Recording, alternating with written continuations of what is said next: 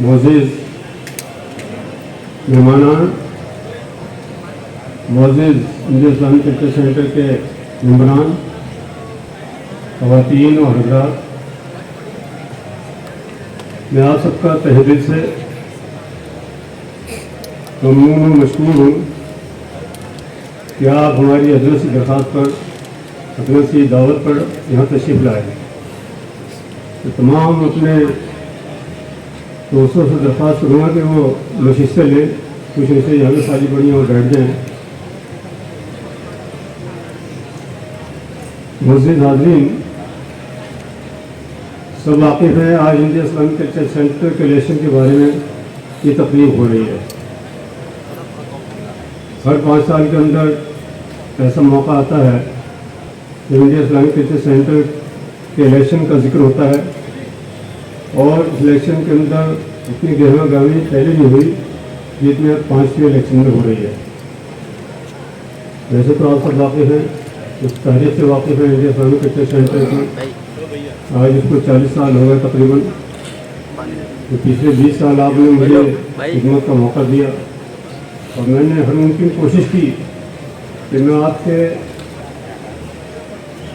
आपकी उम्मीदों पर पूरा उतरूँ जो आपने मेरे से उम्मीदें लगाई थी। 2004 का किस्सा है ये। एक मेंबर बहुत पुराना, मैं शुरू से जुड़ा हुआ हूँ। जब से हमारे फाउंडर मेंबर्स ने इसकी बुनियादें डलवाई, हमारे फाउंडर मेंबर्स ने खास तौर पे जस्टिस हिदायत नाम काबिल जिक्र है, उनके साथ पूरी टीम होती थी। तो बहुत सारे गुजरा होते थे, बड़े बड़े लोग उनके साथ जुड़े हुए थे उसको। और फिर चलते 2004 से पहले मूसा रज़ा साहब अभी हाल ही में अल्लाह को प्यारे हो गए। उन्होंने इसकी बागडोर संभाली। डॉक्टर फ़खरुद्दीन अली मस्जिद से वाक़िफ़ हैं कि उनकी जो पहलियाँ थी वो भी इसकी सदर रही हैं।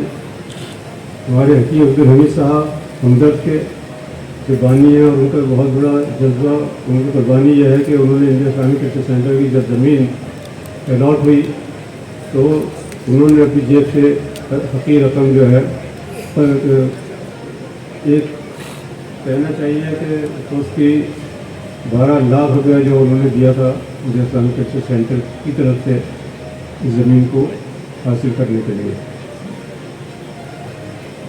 जब 2004 तक ये मुकम्मल नहीं हुआ तो जिम्मेदारी मुझे दी गई। बातें बहुत ज़्यादा हैं, बहुत लंबी हैं, लेकिन चूँकि इतना वक्त भी नहीं है। आपके सामने जो मेरी आने वाली नई टीम बैठी है उन सबसे भी आपको इंट्रोडक्शन होना है, उन सब ने अपनी अपनी बात रखनी है। खासतौर पर हमारे होने वाले कैंडिडेट जनाब डॉक्टर माजिद साहब। हाज़रीन, मैं जो ख़ास तौर पर बताना चाहता हूँ वो ये है कि लोग हमसे सवाल करते हैं। लोग क्या सवाल करते हैं कि 20 साल में सिराज कुरैशी ने कुछ नहीं किया। जो लोग 20 साल पहले इसको देख चुके होंगे उनको अंदाज़ा होगा कि 20 साल पहले ये क्या था और आज क्या है। और जो बहुत सारे मेंबर्स हैं उनको भी मालूम है कि 20 साल के अंदर, अगर 2004 के अंदर, मैं ये नहीं कहता कि मेरे अलावा कोई नहीं कर सकता था, और भी लोग कर सकते थे, लेकिन 2004 के अंदर जब आपने मुझे मुंतखब किया और आपने मुझे वहाँ पर जिम्मेदारी देकर भेजा तो मेरा एक ही अज़्म था उस वक्त कि मैं किस तरह भी इस प्रोजेक्ट को पूरा कर सकूँ। और आपने भी मुझे पूरा ताउन दिया, मेंबरान ने पूरा ताउन दिया। गैर ममालिक से जो है आपके पास पैसा आया, गैर ममालिक से लोगों ने भरपूर हिस्सा लिया। हमारे मुल्क में बहुत सारे लोगों ने हिस्सा लिया। ओमान हो गया, सऊदी अरब हो गया, यूएई हो गया, कतर हो गया, बहरीन हो गया, कुवैत हो गया, इन मुल्कों से पैसा आया। और मैंने भी झोली फैला के लोगों से दरख्वास्त की कि इस प्रोजेक्ट को कंप्लीट करना है। ये ऐसा प्रोजेक्ट बन जाए ताकि वो दिल्ली की नाक हो, मुसलमानों की नाक हो और मुल्क की नाक हो। और अल्लाह का शुक्र यह है कि वो प्रोजेक्ट आपके सामने आज अपने पैरों पर खड़ा है। और इस बात से अगर आज जो इलेक्शन लड़ने की कोशिश कर रहे हैं वो इनकार करें और उसके अंदर ऐड करें, बुराइयाँ ढूंढें, मैं समझता हूँ कि ये बिल्कुल गैर अखलाक़ी है, बिल्कुल नाजायज़ है।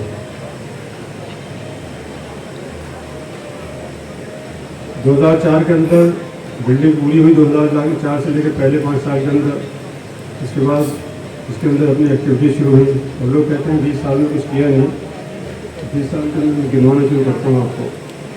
सबसे पहले तो हमने कोचिंग क्लासेस शुरू करी यूपीएससी की, जुडिशरी की, जो हमारी गवर्नमेंट क्लर्क्स की जॉब होती है उसके लिए उर्दू की क्लासेस शुरू की, अरबी पढ़ाने की क्लासेस शुरू करी, अरबी वर्कशॉप हमने वहाँ पर शुरू करी, कुरान वर्कशॉप हमने वहाँ शुरू करी। 18-19 हज़ार बच्चे आज वहाँ से तालीम हासिल करके निकल चुके हैं, जो आज पर्सनैलिटी डेवलपमेंट की ट्रेनिंग लेके अपने पैरों पर खड़े हुए हैं। बहुत सारे बच्चे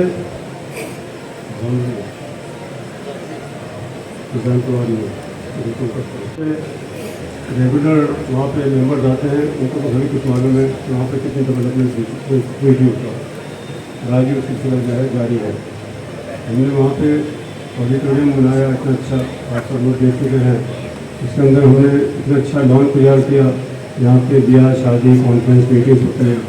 हमारे कॉन्फ्रेंस रूम जो है इतने शानदार कॉन्फ्रेंस रूम बने हुए जहाँ पर 150 लोग एक साथ जमा सकते हैं।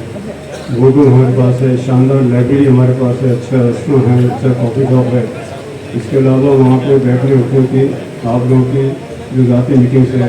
खास बात यह है कि वहाँ पे लड़के लड़की के वालिदैन आते हैं, एक दूसरे रिश्ते की बात करते हैं। इसके लिए मुझे बहुत अच्छा लगता है कि कम से कम इतने काम भी वहाँ पर हो रहा है। ये तो मैंने आपको बहुत मुख्तसर बताया। एक अच्छी मस्जिद भी वहाँ बनी हुई है, इसमें लोग नमाज़ पढ़ते हैं। और जुमे की नमाज़ के अंदर भी वहाँ पे तकरीबन 200-250 लोग एक साथ जमा हो जाते हैं। रमज़ान के अंदर पूरे रमज़ान की इफ्तारी होती है, पूरे रमज़ान के अंदर वहाँ पे तरावी होती है। और कुछ ऐसे ख़ास मौके होते हैं जहाँ पे बड़ी बड़ी हस्तियाँ, बड़ी बड़ी शख्सियत बयान होती हैं। अब किसको मैं बताऊँ आपको, वहाँ पे कई मुल्कों के बादशाह आ गए, कई मुल्कों के वहाँ पे सदर आ गए, कई मुल्कों के वहाँ पे मुफ्ती आ गए। सबसे बड़ी हमारे लिए खुशकिस्मती की बात क्या है कि इमाम हरम 2 बार तशरीफ ला चुके, इमाम मदीना तशरीफ ला चुके, बहुत सारे मुल्कों के मुफ्ती साहिबान तशरीफ ला चुके। हमने कोई ऐसी जगह नहीं छोड़ी जहाँ पे इन लोगों का इस्तकबाल नहीं किया और इन लोगों से अपने मेम्बरान को महसूस नहीं कराया। और कहने के लिए आप फिर भी कहते रहिए, लोग तो क्या है चांद भी ठोकने की कोशिश करते हैं। मैं सिर्फ ये बताना चाहता हूँ आपको कि आपके पास इन तमाम सवालों का जवाब है जो मैं आपको या फिर रूबरू पेश कर रहा हूँ, आप लोगों से गुज़ार कर रहा हूँ। आज मैं तशरीफ लाए उनके लिए बहुत शुक्रिया अदा करता हूँ। असल में क्या है कि यहाँ पे आपके सामने, क्योंकि एक और ख़ास बात बता दूँ, लोग मेरे से पूछते हैं कि आप इलेक्शन क्यों नहीं लड़ रहे इस बार, क्योंकि आप लोगों का एक मेरे ऊपर अकीदा, भरोसा, एतक़ाद, प्यार, मोहब्बत हमेशा रही है पिछले 4 इलेक्शन के अंदर। इस बार लोगों की ख्वाहिश थी कि मैं ये इलेक्शन लड़ूँ, लेकिन चूँकि कुछ लोग तो ऐसे थे जो मेरे साथ बोर्ड में मेरे साथ जीत के आते थे पिछले 4 टर्म के अंदर, 3 टर्म के अंदर। उन्होंने एक बड़ा उठाया कि सिराज कुरैशी को इस बार जो है हमने इलेक्शन नहीं लड़ने देना, प्रेसिडेंट का इलेक्शन वो नहीं लड़ेगा ताकि हम लोगों के लिए रास्ता साफ हो जाए। उसमें वो शायद इसलिए कामयाब हो गए क्योंकि वो 10 लोग एक जगह एक तरफ थे और मैं अकेला एक तरफ था। फिर भी क्या है कि 53% वोट जो है आपने मुझे दिया, तो बाकी जो है वोट उनको बढ़ गया। ये कोर्ट का फैसला था, वरना उन्होंने कोर्ट के फैसले को ही नहीं मानना था। उन्होंने सीधा मुझे मेरे 25-75 साल हुए नहीं, उन्होंने क्या ऐलान कर दिया कि मैं प्रेसिडेंट हूँ या कानून के सेंटर। जिन लोगों को मैं साथ लेके चला, वहाँ पे आज वो इलेक्शन भी लड़ रहे हैं, उनसे भी सवाल पूछा जाए कि तुमने 20 साल मेरे साथ रह के क्या किया, उनका एक तो जवाब ये होता है कि सिराज कुरैशी ने कुछ करने दिया। बोर्ड के अंदर बैठ के बता रहा हूँ आपको, ये सब लोग इसमें बहुत सारे हमारे मेंबर्स हैं, मुस्तकिल मेंबर्स हैं, इनसे पूछा जाए, सवाल किया जाए। आप भी सवाल करिए, मीडिया को बताइए आप कि आखिर कौन सी ऐसी वजह थी जो उन्होंने मुझे इस इलेक्शन के अंदर हिस्सा लेने नहीं दिया। क्योंकि वो खुद चाहते थे कि इलेक्शन लड़े, उनको भी लगता था सिराज कुरैशी का नाम होता है, लेकिन ये भूल जाते हैं सिराज कुरैशी ने यहाँ पे बड़े बड़े ऐसे लोगों को बुला लिया, बड़े बड़े फंक्शन कर दिए, गवर्नमेंट के फंक्शन यहाँ पर कर दिए, सब सरकारें यहाँ पे आ गई। किसी भी पार्टी आप सियासी पार्टी का नाम लीजिए, उसके वहाँ पे चीफ मिनिस्टर जो है वो आ गए, हमारे हिंदुस्तान के कई प्राइम मिनिस्टर यहाँ पे आ गए। ये किसी को याद नहीं है। जब फोटो खींचता था और जब कोई तकलीफ होती थी तो सब एक साथ होते थे, सब तारीफ करते थे, खड़े होते। बातें छोटी छोटी सी हैं, लेकिन मैं आपके सामने इसलिए पेश कर रहा हूँ ताकि आपको कुछ कहने का मौका मिले, उससे बात करने का मौका मिले, उससे सवाल करने का मौका मिले। मुझसे ये पूछा जाए कि वो इलेक्शन क्यों लड़ रहे हैं। हमारे इलेक्शन लड़ने का आपको विजन बता दें, क्या विजन है। क्योंकि जो मेरा विजन था, मैंने कोशिश ये की है कि ऐसी टीम को आपके सामने पेश कर रहा हूँ ताकि उस विजन को आगे लेकर चलें। जो मैंने देखा था, जो ख्वाब मैंने देखा था, उसको ये पूरा करें। उसकी डेवलपमेंट, उसकी एक्सपेंशन, वो जो है हमारे सामने रखी हुई है। और आप बहुत सारे लोग जानते हैं, वहाँ पर एक ऐसा मॉडल बना हुआ रखा है, यदि एक्सपेंशन उसकी होगी तो ये तैयार हो जाएगा। तो जो आज आप देख रहे हैं मॉडल, जो आपने बहुत पहले 20 साल पहले देखा होगा, अब 20 साल और ये पिछले 4-5 साल के अंदर, अगले 2-3 साल के अंदर ये प्रोजेक्ट तैयार होगा। तो आपको इस बात पर यकीन नहीं आएगा कि प्रोजेक्ट वाकई जो मैंने कंसीव किया है वो मेरी टीम इसको पूरा कर देगी और मेरी निगरानी के अंदर ये प्रोजेक्ट जो है कंप्लीट किया जाएगा।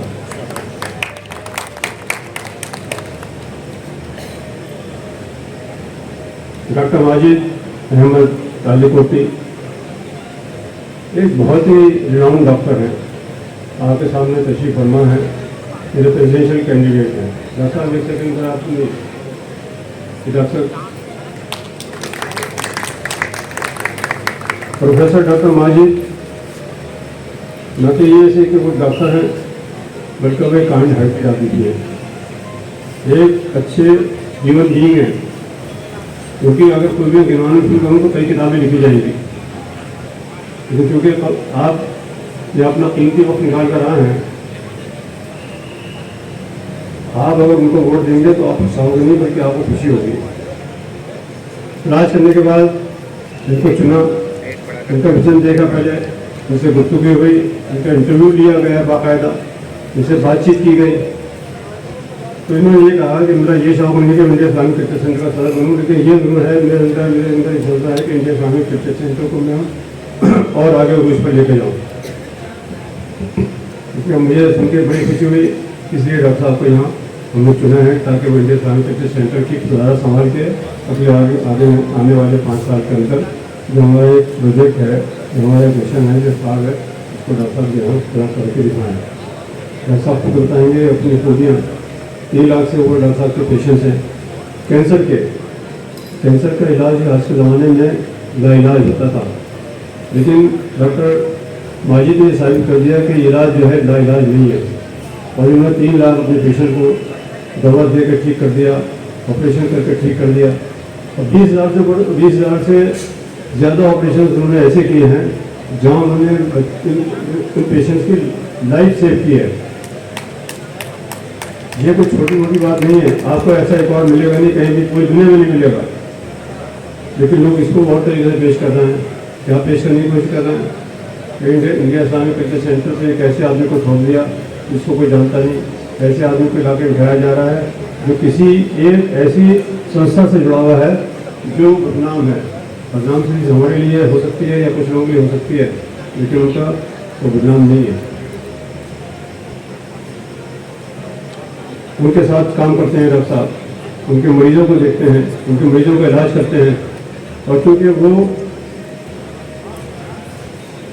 एक पार्टी की एक शाख है जिसके अंदर मुस्लिम मंच कहा जाता है, उससे जुड़े हैं। डॉक्टर साहब ने उनके लिए इतने काम किए हैं। अब इस बात को लोग दूसरे तरीके से पेश करने की कोशिश कर रहे हैं, बहुत गलत है ये। उनमें से कोई भी ऐसा आदमी मुझे बताए इसके बाद इतनी काबिलियत है, इसके बाद इतनी डिग्रियां हैं और जिसका इतना बड़ा कारनामा हो जो उन्होंने करके दिखाया। तो मेरे भाइयों, अजीजों, दोस्तों, जब आप अपने वोट का फैसला करें तो एक बात दिमाग में ये रखिए कि आपको वोट डॉक्टर माजिद को नहीं देना है, आपको वोट देना इंडिया इस्लामिक क्रिकेट सेंटर को। और मैं हमेशा एक बात कहता आया हूँ, आपको भी अच्छी तरह याद होगा, यहाँ पर भी कई तकलीफ हो चुके हैं, कई इंडिया इस्लामिक क्रिकेट सेंटर के बारे में जब इलेक्शन आते हैं तो यहाँ भी मीटिंग होती है। यहाँ पर आज ये हमारी पहली मीटिंग हो रही है। अगर आपका कॉन्शियस अलाउ करे, आपका ज़मीन अलाउ करे, और आप ये महसूस करें कि 6 candidate India Islamic test centre के प्रेसिडेंशियल कैंडिडेट्स हैं, तो आप डॉक्टर साहब को जरूर नज़र में रखिए। डॉक्टर माजिद जो है उनसे बेहतर कैंडिडेट कोई अपने आप को प्रूव नहीं कर सकता। खुद अपने आप बताएंगे डॉक्टर साहब, उनके छोटा सा तारुफ है डॉक्टर साहब के बारे में। हमारे वाइस प्रेसिडेंट कैंडिडेट जो हैं कलीमुल हफीज़ साहब हैं, वो भी आप सब जानते हैं। कलीमुल हफीज़ साहब ये हैं आपके यहीं के रहने वाले हैं और इनका भी एक बिजनेस है, एजुकेशन पे काम करते हैं, हॉस्पिटलिटी पे काम करते हैं और भी बहुत सारी खूबियाँ हैं। आपको थोड़ी दिन के अंदर अंदर हमारे एक मैनिफेस्टो आपके सामने आएगा। हमारे इतने कैंडिडेट हैं, वो किस तरह के कैंडिडेट्स हैं। देखिए आज भी अल्लाह का शुक्र है कि जिससे बात की जाती है, जो पुराने वोटर्स हैं और खास तौर पर जो मेंबर्स हैं हमारे पुराने, उनसे जब मैं कई बात करता हूँ, पहले से पहले मैं कई बात नहीं की। आप भी जानते हैं बहुत सारे लोगों से मैंने कभी पिछले 5 से 4 साल इलेक्शन के अंदर बात नहीं की थी, लेकिन क्योंकि मैं डायरेक्ट इलेक्शन नहीं लड़ रहा। अगर मैं डायरेक्ट इलेक्शन लड़ता होता तो फिर मुझे किसी से बात करने की जरूरत नहीं। अभी भी लोग ये कहते हैं कि आपको फ़ोन करने की, बात करने की या अपने लिए सपोर्ट मांगने की जरूरत नहीं है। हम आँख बंद करके आपको वही वोट देंगे, चाहे हमारे सामने कोई भी आ जाए। आपने डॉक्टर साहब को खड़ा किया है तो डॉक्टर साहब के लिए हमारा वोट है, आपकी पूरी टीम के लिए हमारा वोट है। मैं उनका सबका, यहाँ भी बहुत सारे लोग बैठे हैं, मैं उनका शुक्रिया अदा करता हूँ और मीडिया के थ्रू भी मैं चाहता हूँ कि मैं अपनी तरफ से उनका शुक्रिया अदा कर दूँ। तो ये होता है प्रेसिडेंट और एक वाइस प्रेसिडेंट। उसके बाद 7 बोर्ड ऑफ ट्रस्टीज के मेंबर्स होते हैं। तो बोर्ड ऑफ ट्रस्टीज काफ़ी फैसले करता है, जिसके अंदर 7 मेंबर्स होते हैं। उनमें से गिनवाना शुरू करता हूँ। आपके यहाँ एक तो हाफिज मखलूक साहब करीम बैठे हैं जी। मैं आपको इसलिए पढ़ के सुना रहा हूँ कि ये हमारे बैलेट पेपर के नंबर के हिसाब से है। तो इनका बैलेट नंबर 7 है। डॉक्टर आप सब जानते हैं हाफिज मखलूक साहब, ये भी एक बिजनेसमैन है, बहुत सारे काम कर रहे हैं, खिदमत कर रहे हैं, जो कि एक्टिविस्ट हैं। बच्चों की तालीम पे, मदरसे की तालीम पे, मस्जिदों की तालीम पे बहुत बड़ा काम कर रहे हैं मखलूक साहब। इनका बैलेट नंबर 7 है।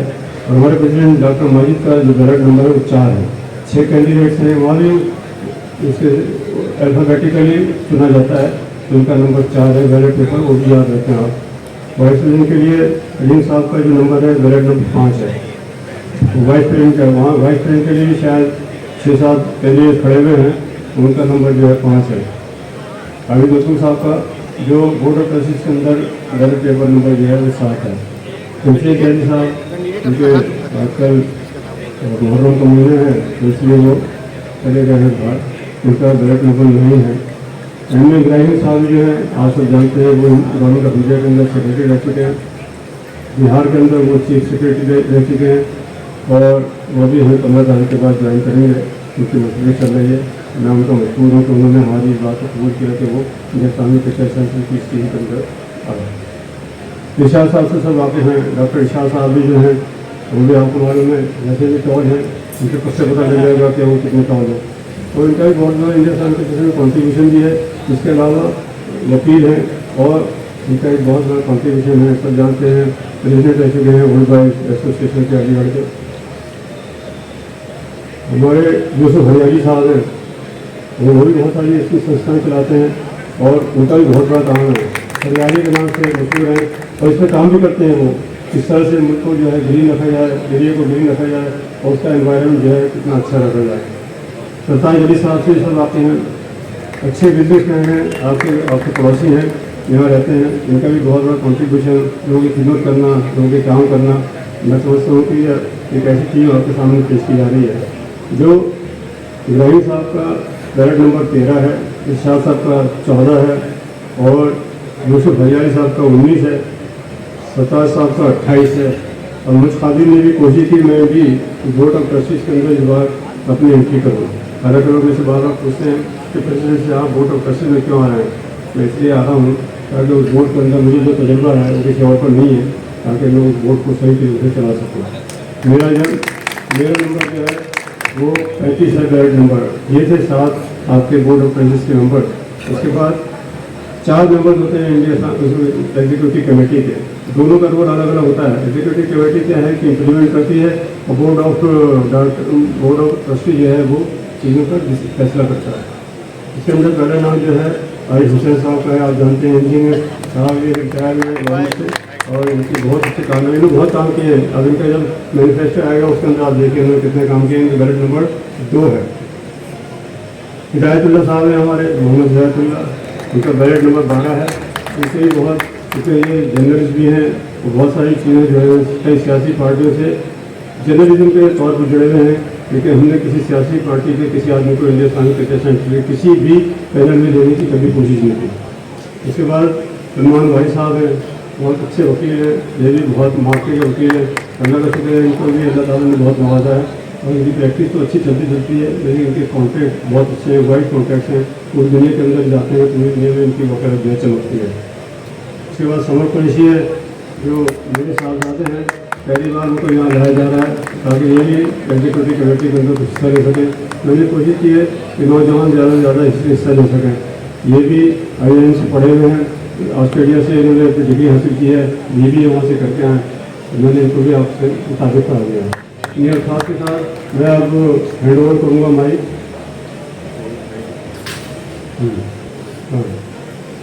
मैं अब माइक जो है सो भाई को पेश करूँगा कि वो आएँ और जिम्मेदारी संभालें।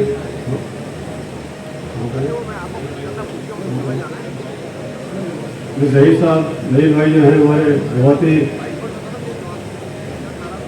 मोतबर, हमारे हिमायती, हमारे करम फरमा, हमारे रहनुमा, बहुत बड़े शायर। और भाई भी यहाँ मौजूद हैं। अजमत भाई का भी मैं शुक्रिया अदा करता हूँ। इसके साथ साथ मेरे कई लोग हैं, असगर भाई भी हैं, अजमत मेरा मुझसे लोग इस बात की ख्वाहिश रखते हैं कि और लोग बोले, लेकिन कम वक्त की कमी की वजह से मेरी गुजारिश है डॉक्टर साहब से कि डॉक्टर साहब आए और अपने ख्यालातों को इजहार हमारे सामने करें। और बंद रखते हैं ज़बां लब नहीं खोला करते, और चांद के सामने तारे नहीं डोला करते। अब मेरी गुजारिश है डॉक्टर माजिद साहब से थोड़ा।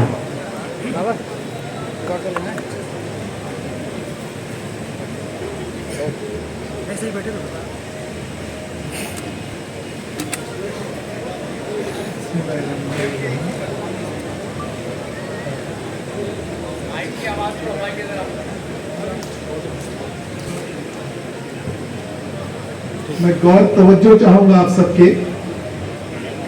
I request your kind attention. नारे तकबीर, नारे तकबीर, नारे तकबीर।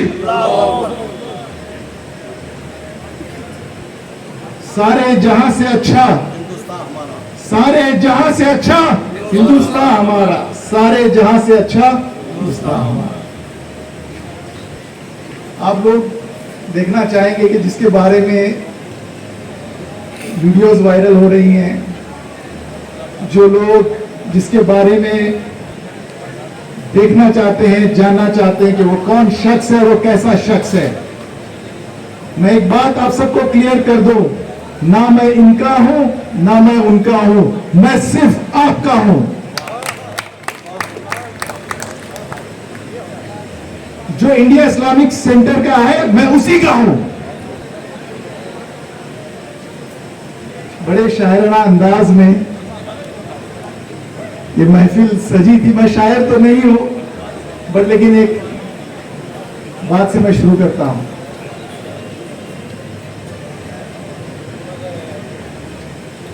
अच्छे ने अच्छा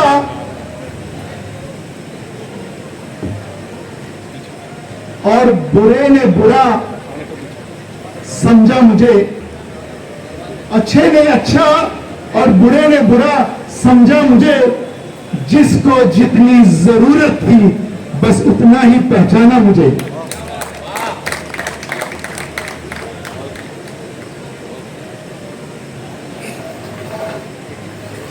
अगर मुझे कोई बहुत बड़ा से बड़ा प्लेटफॉर्म का ऑफर भी आ जाता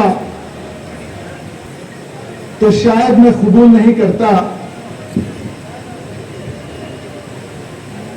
जब मैंने देखा कि सिराजुद्दीन कुरैशी साहब ने जो इंडिया इस्लामिक कल्चर सेंटर के जो ऑनरेबल मेंबरान हैं, द ऑनरेबल मेंबर्स, जब एक सिराज कुरैशी साहब ऐसे हो सकते हैं तो आप सोचिए वो 4000 से ज्यादा जो मेंबरान हैं वो कैसे हो सकते हैं।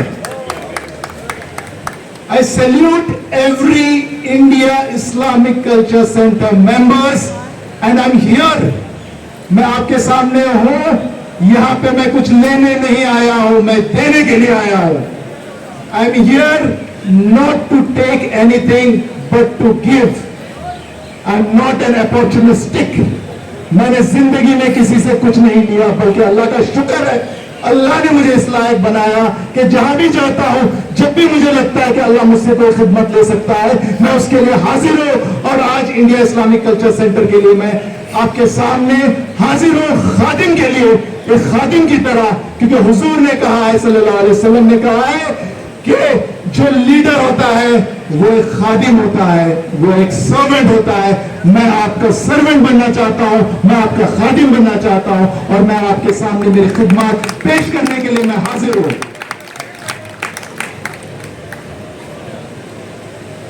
ऐसा दिन नहीं गया कि जब मैं सुबह उठा हूं और मेहनत मजदूरी की हो, और रात के 10, 11, 12 बजे जब भी मैंने निकला हूं अपने ऑपरेशन थिएटर से या अपने कोई भी काम से, मेरे दिल में एक फक्र होता है, मेरे दिल में और मेरे दिमाग में एक जुनून होता है, जब वहां पे बाहर रुके हुए लोग जो सुबह में रो रहे थे, जो सुबह में सोच रहे थे कि आज तो ये जिंदगी गई, जब मैं शाम में देखता हूं कि अल्लाह ने उनको जिंदगी दी, तो मेरा एक दिल, मेरा जोश इतना बढ़ जाता है कि मैं फिर सुबह फजर के बाद खड़ा रहता हूं खिदमत करने के लिए।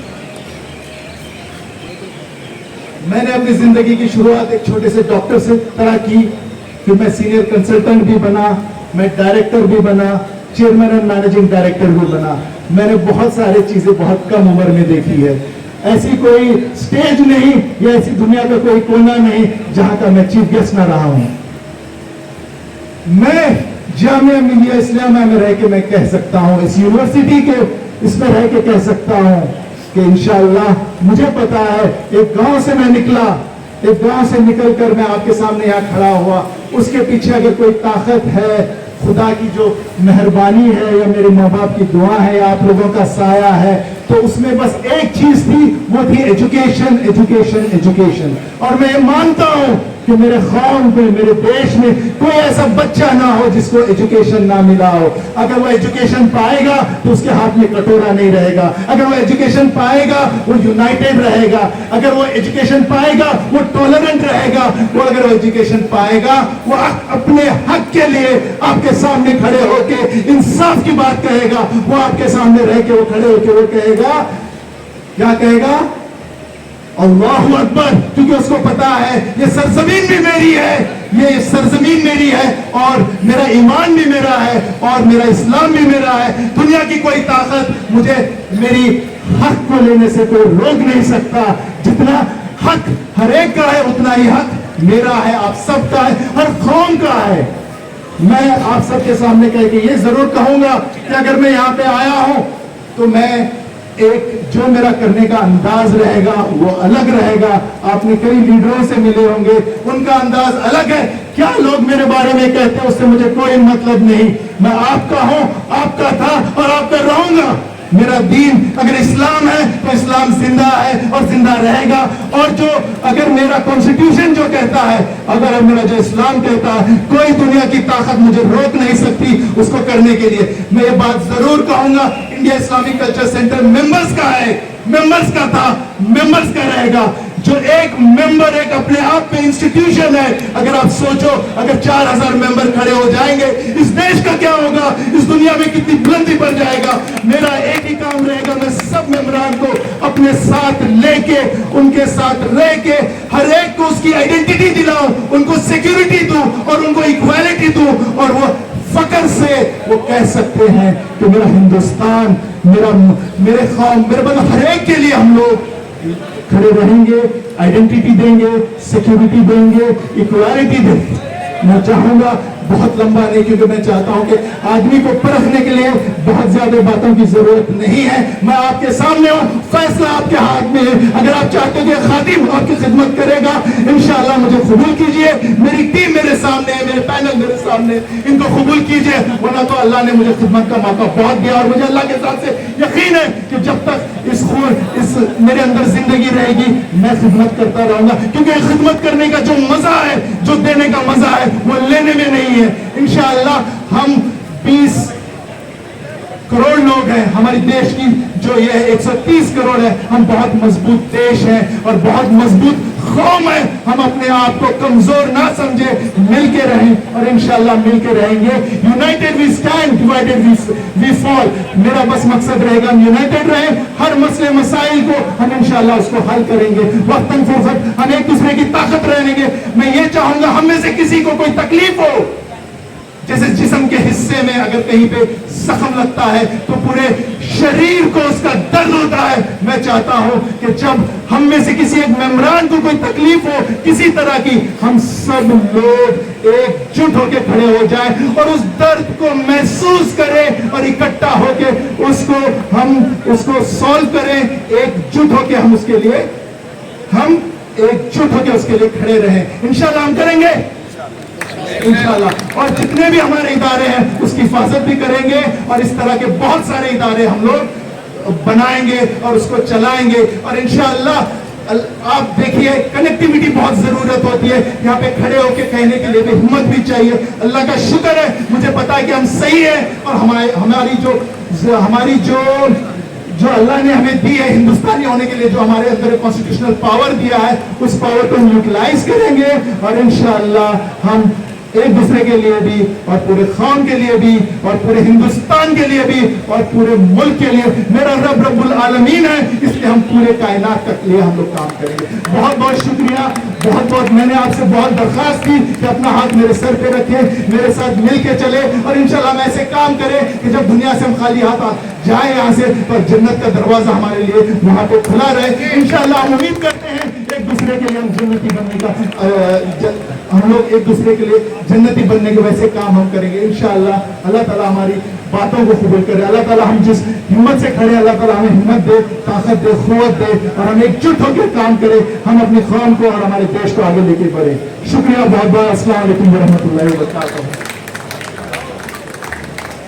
दोस्तों और बहुत कायदे के लोगों में से हैं, इलाके के लिए भलाई का काम भी करते हैं, कलीमुल हफीज साहब और कम वक्त के लिए। बहुत शुक्रिया। बहुत ही खूबसूरत लबुल लहजे में निज़ामत फरमा रहे हमारे भाई सबा इसरार साहब। आज की महफिल के रूए रवा सदर महफिल जनाब साजुद्दीन कुरैशी साहब, हमारे पैनल के सदर के उम्मीदवार जनाब डॉक्टर माजिद अहमद तालीकोटी साहब और मुअज़्ज़ज़ ख़वातीन व हज़रात और ख़ास तौर पर मेरे मीडिया के साथी, आप लोगों ने हमारे पैनल की पूरी गुफ्तगू सुनी। सरप्रस्त से बात शुरू हुई और हर एक मेंबर ने अपने अपने अंदाज में अपनी अपनी बात रखी। मैं समझता हूँ कि काफ़ी कुछ इस पैनल की तस्वीर आपके सामने उतर आई होगी। मैं सिर्फ 3-4 मिनट में एक थोड़ी सी सीरियस गुफ्तगू करके मैं अपनी जगह लूंगा।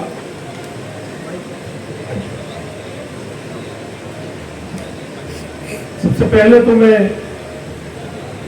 साहिल लुधियानवी के एक वो शेर कि 1000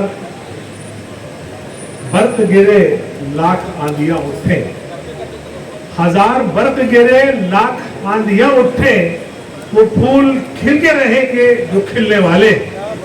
तो इंशाअल्लाह साजुद्दीन कुरैशी साहब आप और डॉक्टर माजिद तालीकोटी साहब आप काबिल मुबारकबाद है और एडवांस में मुबारकबाद ले लीजिएगा। इंशाअल्लाह आप जीत रहे हैं और अच्छे माध्यम से आके, क्योंकि इतनी बड़ी तादाद में मेंबर का आना, इतनी बड़ी तादाद में सब्र के साथ आपको सुनना, इस बात की जमानत है कि ये आप पे भरोसा रखते हैं, यकीन रखते हैं और आपको बड़े वोटों से जिताते हैं।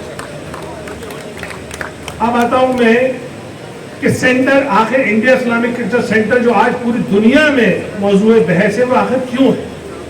वो इसलिए है कि हिंदुस्तान एक जमहूरी मुल्क है, यहाँ के निज़ाम में जमहूरियत है और जो भी मुल्क का निज़ाम जमहूरियत में होता है, उस जमहूरियत में इदारे उन कौमों के या उन शोबों के डिसीजन लिया करते हैं। ये इसको आप अलमिया कहिए या अनफॉर्चुनेट कहिए कि मुसलमान जो 25 करोड़ की तादाद में हिंदुस्तान में रहता है लेकिन उसके पास अपना कोई इंस्टीट्यूशन नहीं है, तो पूरे हिंदुस्तान का 25 करोड़ मुसलमान किसी एक इंस्टीट्यूशन की तरफ नजर उठाए देख रहा है कि आखिर कोई तो इंस्टीट्यूशन आए जो मेरी तकलीफ, मेरे हल या मेरी बात करे। तो इसीलिए आपने देखा होगा कि 75 कंटेस्टेंट अपना कैंडिडेचर पेश किए हुए हैं, यानी विदेश मंत्री से लेके एक मुझ जैसा खादिम भी इस कतार में खड़ा हुआ है। इसकी खास वजह समझते हैं आप? इसकी खास वजह ये नहीं है कि वो बिल्डिंग पे कब्जा करना चाहता है, इसकी खास वजह ये नहीं है कि वो आइडेंटिटी चाहता है, इसकी खास वजह ये है कि वो भी हिस्सेदार बनना चाहता है कि इस मुल्क की या इस मुल्क की जो बड़ी अक़लियत है मुसलमानों की, उसकी भी जब तकदीर के फैसले हो तो मेरा भी उसमें हिस्सा। इसलिए आज ये इंडिया इस्लामिक सेंटर का जो इलेक्शन है वो इतना मुअज़्ज़ज़ हो गया और इतना खास हो गया है। अब क्योंकि कम्युनिटी के इश्यूज बहुत हैं और कम्युनिटी हर तरह की तकलीफ से गुजर रही है, लेकिन उसके बावजूद भी हम लोग और आप लोग सब एक दूसरे की तरफ उम्मीद लगाए हुए देख रहे हैं कि आखिर कहां से हल आए, कैसे हल आए। तो इस मामले में मैं ये समझता हूं कि इंडिया इस्लामिक कल्चर सेंटर एक बेहतरीन रोल प्ले कर सकता है। जब मेरी सिराजुद्दीन कुरैशी साहब से बैठती गुफ्तगू हुई और मैंने ये फैसला किया कि मैं सिराजुद्दीन कुरैशी साहब के साथ आऊंगा, तो यही तो चंद नुकात में चंद नुकात मेरे उनसे डिस्कस हुए। उसमें एक नुक्ता जो था वो ये था कि मैंने कहा मेरी ख्वाहिश ये है सिराज साहब कि जिस तरह से जिस्म में दिमाग की हैसियत होती है, उसी तरह से इस सेंटर की, इस हिंदुस्तान के मुसलमानों के लिए एक इंस्टीट्यूशन की हो सकती है। जिस तरह से जब जिस्म का कोई भी हिस्सा तकलीफ में होता है तो सबसे पहले दिमाग को पता चलता है और सबसे पहले वही दिमाग बताता है कि कहां हिस्से में दर्द है और उसको हिस्से का इलाज कैसे हो। तो अगर ये सेंटर भी वो काम करे जो कम्युनिटी के तमाम तकालीफ को ये जान सके और उन तकालीफ को जान के उसका हल पेश कर सके, तो यकीनन आप और हम दोनों अपनी आखिरत भी संवार लेंगे और इस सेंटर का हक भी अदा होगा। आप यकीन मानिए, मुझसे सिराज साहब ने कहा, जबकि मैं उनका बहुत ही आर्डेंट अपोनेंट, जितना बुरा या जितनी गलत या जितने सख्त अल्फाज मैंने इस्तेमाल किए हैं सिराज साहब के लिए उतने में शायद किसी ने नहीं किए होंगे। और मैं इस बात पे सिराज साहब की तारीफ करता हूं कि उन्होंने मुझे इन तमाम चीजों के बावजूद ये कहकर सीने से लगाया कि यार कलीम, तुम बात बड़े काम की कर, तुम बड़े काम के आदमी हो। अगर तुमने 300 करोड़ की भी बात उठाई थी तो ये उठाई थी कि ये अगर और अच्छे से चलता है या मेरी टीम और अच्छे से काम करती तो 300 करोड़ भी कमा सकती थी, तो तुम मेरे साथ आओ और इसे 300 करोड़ कमा के दो। लेकिन कुछ नाम नेहात, कुछ मैं उनको अय्यार कहूंगा, उन्होंने उसको डिफरेंट अंदाज में लेके मेरी किरदार कुशी की है। आप यकीन मानिए, मुझे कई रात नींद नहीं आई है, चारों तरफ मेरी वीडियो चल रही है, चारों तरफ वो वाली वीडियो चल रही है। मैंने सिराज साहब को ये कहा, मैंने सिराज साहब को ये कहा, और वो मेरे साथ वो नाइंसाफी कर रहे हैं, वो हिस्सा नहीं दिखा रहे जिसमें मैंने सिराज साहब की तारीफ की। मैंने बाकायदा ये कहा है कि सिराज साहब के जो काम है, जो खिदमत है, उसको भुलाया नहीं जा सकता, वो काबिल नाफरामोश है। उनको आपको हर हालत में उनकी इज्जत करनी ही होगी। जो सिराज साहब ने इतनी बड़ी इमारत बनाई ही नहीं, उसे 20 साल तक चला के रखा, उसे 20 साल तक एक तवील लीडरशिप दी है, तो आखिर तुम कौन सा दिन लाओगे जो इतनी तवील लीडरशिप को आप उसका एहसान फरामोश करो। इसलिए मेरे दोस्तों, में आज जरूर 1-2 मिनट ज्यादा ले रहा हूं, लेकिन मैं एक और बात बताना चाहता हूं। आपने बहुत सारी खूबियां सुनी होंगी सिराजुद्दीन कुरैशी साहब की, लेकिन एक ऐसी खूबी बताना चाहता हूं जो शायद आपकी गोशे गुजार न हुई हो। जिस तरह से बहुत सारे लोग समझते हैं कि ताजमहल अजूबा है, लेकिन बहुत कम लोग समझते हैं कि वो अजूबा क्यों है। मैं शॉर्ट में बता देता हूं। ताजमहल अजूबा इसलिए है कि हर बिल्डिंग की जब बिल्डिंग बनाने से पहले एक प्रपोज ड्राइंग बनती है और उस प्रपोज ड्राइंग के हिसाब से बिल्डिंग बनाई जाती है, और जब वो बिल्डिंग तब मुकम्मल हो जाती है तो उसके बाद उसकी एज बिल्ड ड्राइंग बनती है ताकि उसमें सर्विसेज डाली जा सके। अब तो कंप्यूटर का जमाना, उस जमाने में कंप्यूटर का जमाना नहीं था, तो ताजमहल की जो प्रपोज ड्राइंग बनी तो ताजमहल बना, उसके बाद उसकी एज बिल्ड ड्राइंग बनी, तो अब एज बिल्ड और प्रपोज ड्राइंग को मिलाया गया तो उसमें MM का भी फर्क नहीं था। ये है वजह अजूबे की। इसी तरीके से मैं अब इंडिया इस्लामिक सेंटर के अजूबे की वजह बताता हूँ कि वो आखिर क्यों खास है, क्यों लोगों को अच्छा लगती है बिल्डिंग। उसकी वजह यह है कि 2004 में मैं अंदर का काम कर रहा था और बाहर का सामिया बिल्डर काम कर रहे थे, और उसको काम कराने वाले सिराजुद्दीन कुरैशी साहब थे। चूंकि सिराजुद्दीन कुरैशी साहब उस बिल्डिंग में खड़े रहते थे, इसलिए ना तो मेरे इंजीनियर की इतनी हिम्मत थी जो सिराज साहब के साथ बराबर जाके खड़ा हो जाए, और ना सामिया बिल्डर वालों की। तो सामिया बिल्डर वाले जामिया जमील साहब खड़े रहते थे और अपनी तरफ से हाईटेक कॉन्ट्रैक्टर की तरफ से मैं खड़ा रहता था, और हम ये देखते थे कि आर्किटेक्ट भी खड़ा रहता था, वो साइड में खड़ा रहता था। और जब तक उस पूरी बिल्डिंग का इंटीरियर हुआ, यानी जो डोम बनी या बाहर का पत्थर लगा, उसमें 99% जो कंट्रीब्यूशन है अकेले सिराजुद्दीन कुरैशी साहब का है। इतना बिल्डिंग सेंस मैंने किसी नॉन आर्किटेक्ट में नहीं देखा, नॉन बिल्डिंग इंजीनियर में नहीं देखा मैंने, जितना सिराजुद्दीन कुरैशी साहब में है। जब सिराजुद्दीन कुरैशी साहब आया करते थे तो देखते थे कि अच्छा भाई ये फ्लोरिंग बेईमान, मजा नहीं आया इसमें, इसका डिजाइन ठीक नहीं है, इसको आप इसे तोड़िए, फिर हम तोड़ते थे, फिर दोबारा से बनाते थे। अरे परफेक्शन तक जब हम नहीं जाते थे, 2-3 मरतबा टूटा है डोम का जो सीना है, तीसरी मरतबा में वो ठीक बना है। इसी तरीके से बाहर की जो जालियां देखते हैं, जो कार्विंग देखते हैं, आप समझते होंगे शायद आर्किटेक्ट के डिजाइन का कमाल है, नहीं। आप सोचते होंगे शायद कॉन्ट्रैक्टर की वर्कमैनशिप का सवाल है, कमाल है, नहीं। ये सिर्फ और सिर्फ कमाल सिराजुद्दीन कुरैशी साहब की आंखों का और जुर्रत का और हिम्मत का और मेहनत का है कि जो आज आपको नुमाया बिल्डिंग नजर आती है। बहरहाल मैंने ये आपको ये शायद आप लोगों की नजर से ये बात नहीं गुजरी होगी, इसलिए मैंने बताना चाहा। लेकिन अभी आखिर में बात अपनी मैं कहना चाहता हूँ कि आज आपसे गौर फरमाइए इस पूरी टीम में, ये पूरी टीम यंग है, और लेकिन सिराज साहब ने जो कम्युनिटी की जो तकलीफ है, खास तौर से 2 बड़ी मेजर तकलीफ है कम्युनिटी की, एक हेल्थ और दूसरी तालीम। आप गौर फरमाइए कि हेल्थ पे बहुत बड़ा दुनिया का मायनाज डॉक्टर जो खुद हिंदुस्तान के नहीं दिल्ली के भी 2 टॉप इंस्टीट्यूट बत्रा और मूलचंद का कैंसर यूनिट का डायरेक्टर है। यानी आप अंदाजा लगाइए उसकी प्रोफेशनल कैपेबिलिटी, उसका एडमिनिस्ट्रेशन कैपेबिलिटी का अंदाजा लगाइए, और उसके साथ साथ वो अपना एक 600 बेड का हॉस्पिटल ऑन इट्स ओन बना के खड़ा करता है, जिसमें कम से कम 2000 एम्प्लॉय और कम से कम 500 डॉक्टर काम करेंगे। यानी आप उसकी जो उसकी एडमिनिस्ट्रेटिव या जो प्रोफेशनल कैपेसिटी है उससे अंदाजा लगा के उसको आंकिए। भूल जाइए ये सब बातें जो लोग कह रहे हैं कि साहब वो आरएसएस का है, वो बीजेपी का है या उसका है। अरे भाई मैं भी डिफरेंट मेरी आइडियोलॉजी, मैंने हमेशा मिल्लत के लिए काम किया है, मैंने हमेशा मिल्लत के लिए लिखा है, पढ़ा है, बोला। मैं बिल्कुल शॉर्ट कर रहा हूँ, मैं सिर्फ आपसे ये कहना चाहता हूँ। और दूसरा वाइस प्रेसिडेंट उन्होंने तालीम पे काम करने वाला लिया है। मेरे बारे में आप लोग जानते हैं कि मैं तालीम पर रात दिन काम करता हूँ, उसी के लिए मैं जीता हूँ। तो अगर सेहत और तालीम 2 मसले भी अगर इशू हमने सॉल्व कर लिया इंडिया इस्लामिक कल्चर सेंटर के थ्रू, तो मैं समझता हूँ एक बड़ा काम होगा। और ये यकीनन सिराजुद्दीन कुरैशी साहब की सरपरस्ती में जो पूरी हमारी बीओटी की और एग्जीक्यूटिव की टीम है, वो दिन रात मेहनत से और सिराजुद्दीन कुरैशी साहब के एक इशारे पे काम करेगी। मेरी आप लोगों से एक दोबारा दरखास्त है कि आप पूरे पैनल को जिताइए। आपके सामने तरह तरह के लीफलेट आ रहे हैं, सबके हमारे भी आ रहे होंगे, आपके पास पूरा मौका है। लेकिन मेरी इसलिए बहुत दोबारा दरखास्त है कि कहीं अगर ये गलत हाथों में सेंटर चला गया तो ये सेंटर का भी नुकसान होगा और यकीनन आपका भी नुकसान होगा। बहुत शुक्रिया, आपने मुझे लंबा सुना, लेकिन एक इसी खैर में शेर छोड़िए, मैं आपसे विदाई लेता हूँ। बहुत शुक्रिया। मेरे दोस्तों, मैंने भी देखा, मैं सिराज साहब के आशिक हैं और बहुत सोशल वर्कर हैं माशाल्लाह से। आपकी खिदमत में मेरा सलाम अर्ज़ है। ये आप देख रहे हैं मेरे करम फरमा और हमारे रहनुमा कौम के राहबर जनाब सिराज कुरैशी साहब ने मेरा एक फूलों के दस्ते के साथ इस्तकबाल किया है। मैं इसका बहुत बहुत ममनून और मशकूर हूँ। मैं इन अल्फाज के साथ में क्या कहूँ कि खुद मैं बीओटी में मैंने नॉमिनेशन कर दिया था, लेकिन इसलिए नहीं किया था, बल्कि मेरा मकसद ये था कि मैं जो है कहीं ना कहीं जो है अपनी वोटों को एक जगह रखूं और सिराज साहब के पैनल के साथ मैं खिदमत करता रहूं, काम करता रहूं।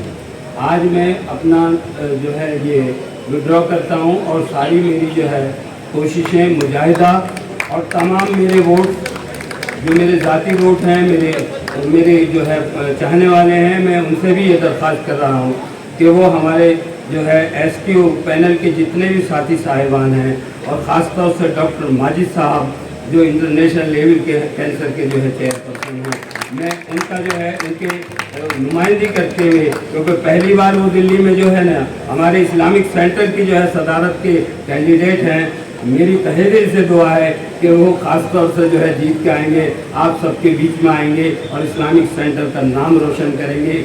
मैं ख़ास तौर से एक शेर के साथ उनका जो है इस्तकबाल कर रहा हूँ कि कलियों से अदा लेकर, मुखातिब कर रहा हूँ डॉक्टर माजिद साहब को, कलियों से अदा लेकर और फूलों से हवा लेकर कलियों से अदा लेकर, फूलों से हवा लेकर, गहराई समंदर से, ऊंचाई हिमालय से, आकाश के तारों से मंजिल का पता लेकर महफिल में नई हमने एक शम्मा जला ली है, उल्फत के उजालों से जंजीर बना ली है। ये मैं डॉक्टर साहब को इसलिए कह रहा हूँ, ये जंजीर प्यार की जंजीर है, मोहब्बत की जंजीर है। और ख़ासतौर से डॉक्टर साहब का एक उद्देश्य है, वो बहुत सी सोसाइटी में रहे, NGOs भी चला रहे हैं और कई जगहों पर उनके मैंने ख्यालात सुने हैं। क्योंकि उनका ख्यालात ये है कि तुम मुसाफिर हो, वी आर ऑल मुसाफिर। हम जितने IICC के मेज़बान हैं, मेहमान हैं या मेंबरान हैं, वो सब एक जो है ना हमारा मंजिल है। तुम मुसाफिर हो, डॉक्टर साहब का कहना ये है मेरे से कि तुम मुसाफिर हो, ये तो मुमकिन है, काश रास्ते में शाम आ जाए और सबसे छुपकर मिलो, खुदा जाने कौन किस वक्त काम आ जाए। डॉक्टर साहब का ये नज़रिया मुझे बहुत असर लगा। आज इसी नज़रिए के ऊपर मैंने सारी खिदमत जो है डॉक्टर साहब की नज़र कर रहा हूँ और मैं सारी खिदमत, मेहनत, मुजाहिदा, मुस्तकिल मिजाजी आपके साथ रहेगी। मेरी दुआएं आपके साथ रही। वो मुबारक ये खुशी की ये बहारों की बारात, डॉक्टर साहब हो मुबारक ये खुशी की ये बहारों की बारात, और तुम्हारे गुलशन में खिले ऐसे ही अंतिम गुलाब, तुम्हारे जीवन के जगह पे कोई कांटा ना उगे, और दोस्त तो दोस्त हैं, दुश्मन भी तुम्हें प्यार करें। जहीर भाई, बहुत बहुत शुक्रिया आपका कि आपने डॉक्टर साहब के पैनल के लिए अपने आप को विड्रॉ किया है और लोगों से गुजारिश करी है कि वो तमाम लोग उनके पैनल को वोट दें। मेरे दोस्तों, आज हमारे और आपके बीच में बहुत सारी सी ऐसी शख्सियत हैं कि मैं अगर सबका नाम लूँगा तो यकीनन फजर की अजान यही हो जाएगी। फैसल भाई भी यहाँ मौजूद हैं, नूर भाई भी मुझे दिख रहे हैं, मेरे बहुत अच्छे अजीज दोस्त वकार भाई भी हैं, मुशाहिद भाई भी हैं और वकार अहमद भी हैं, बहुत सारे से लोग हैं। मैं तहे दिल से उन तमाम लोगों का शुक्रिया अदा करता हूँ और बहुत बहुत शुक्रिया अदा करता हूँ।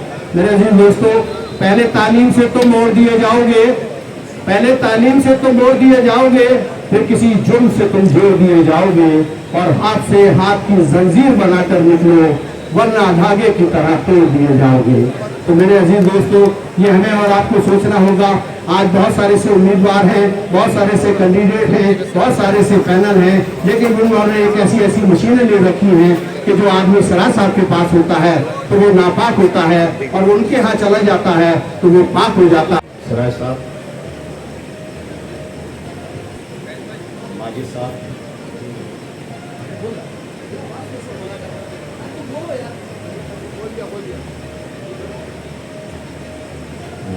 रिस्पेक्टेड सराज साहब, माजिद साहब, कलीम रफ़ी साहब, सलमान वारिस साहब और हिदायतुल्लाह साहब और हमारे बड़े भाई सरताज भाई, इरशाद भाई, समर कुरैशी और अभी जो जहीर भाई ने विड्रॉ किया है, कुर्बानी दी है पैनल के लिए, आप सब लोगों से गुजारिश करूँगा जोरदार तालियों से का होता है। वही भाई बहुत पुराने जुड़े हुए हैं राज भाई से, हम सब लोगों से, और मतलूब भाई आरिफ हुसैन साहब, देखिए, और मोहसिन मेहमान। देखिए, सराज भाई ने जैसा भी बताया कि आप मुझसे सवाल भी कर सकते हैं, तो ऐसा कोई भी पैनल नहीं है कि सराज भाई को कोई अप्रिशिएट ना कर रहा हो। कई लोगों से मुलाकात हुई है, गया भी हूँ मीटिंग में, किसी भी पैनल में। कल मैं अबरार साहब के यहाँ भी था तो वहाँ भी उन्होंने सराज साहब की बहुत तारीफ की। ऐसा कोई भी पैनल नहीं है जो सराज भाई के लिए मना नहीं कर रहा है कि उन्होंने काम नहीं किया। ये साहब सब लोग भी जानते हैं और जो दूसरे पैनल में चले गए वो सब लोग भी जानते हैं, काम बहुत किया है। लेकिन कुछ चीज़ें हैं, जैसे कि अभी आपको याद होगा कि 2020 में नॉर्थ ईस्ट में राइट्स हुए इस्लामिक सेंटर की तरफ से, किसी ने भी इंक्लूडिंग प्रेसिडेंट और मेम्बरान, किसी ने कोई वहाँ पर जाकर किसी की मदद नहीं, किसी भी मेंबर ने CA में कोई सपोर्ट नहीं किया, कोरोना हुआ उसमें भी सपोर्ट नहीं किया। ये सबकी जिम्मेदारी थी, मैं सराज भाई की नहीं कह रहा हूँ, सभी लोगों की जिम्मेदारी थी। कोई काम नहीं हुआ और न कि हमने सराज भाई से कहा भी था और हमारे साथियों ने भी कहा, लेकिन काम नहीं हुआ। बहरहाल अब ये इलेक्शन का मौका है और टीमें बहुत हैं, जैसा कि अभी सराज भाई ने बताया कि बहुत लोग खड़े हुए हैं, जाहिर है कि इलेक्शन की देखकर सेंटर को सभी लोग सोचते हैं कि भाई हम लोग कंटेस्ट करें, और सब ये भी कहते हैं कि भाई मैं इसलिए कंटेस्ट कर रहा हूँ कि मेरे कुछ चाहने वाले कहते हैं। तो बहरहाल तो मैं तो आज खासतौर से जो प्रेसिडेंशियल कैंडिडेट हैं माजिद साहब, उनको सुनने के लिए आया हूँ। वीडियो मैंने उनकी देखी थी, बहुत सुना है मैंने उनको अच्छे से, सर्जन हैं कैंसर के। तो बहरहाल मैं आप सब लोगों से गुजारिश करूँगा कि अच्छी टीम है और जो हमारे यहाँ मेम्बरान हैं वो सारे हाईली एजुकेटेड हैं, 90% हाईली एजुकेटेड मेम्बरान हैं। तो मैं आप सब लोगों से गुजारिश करूँगा कि अच्छी टीम निकल कर आए और अच्छी टीम को आप लोग चुनें। शुक्रिया।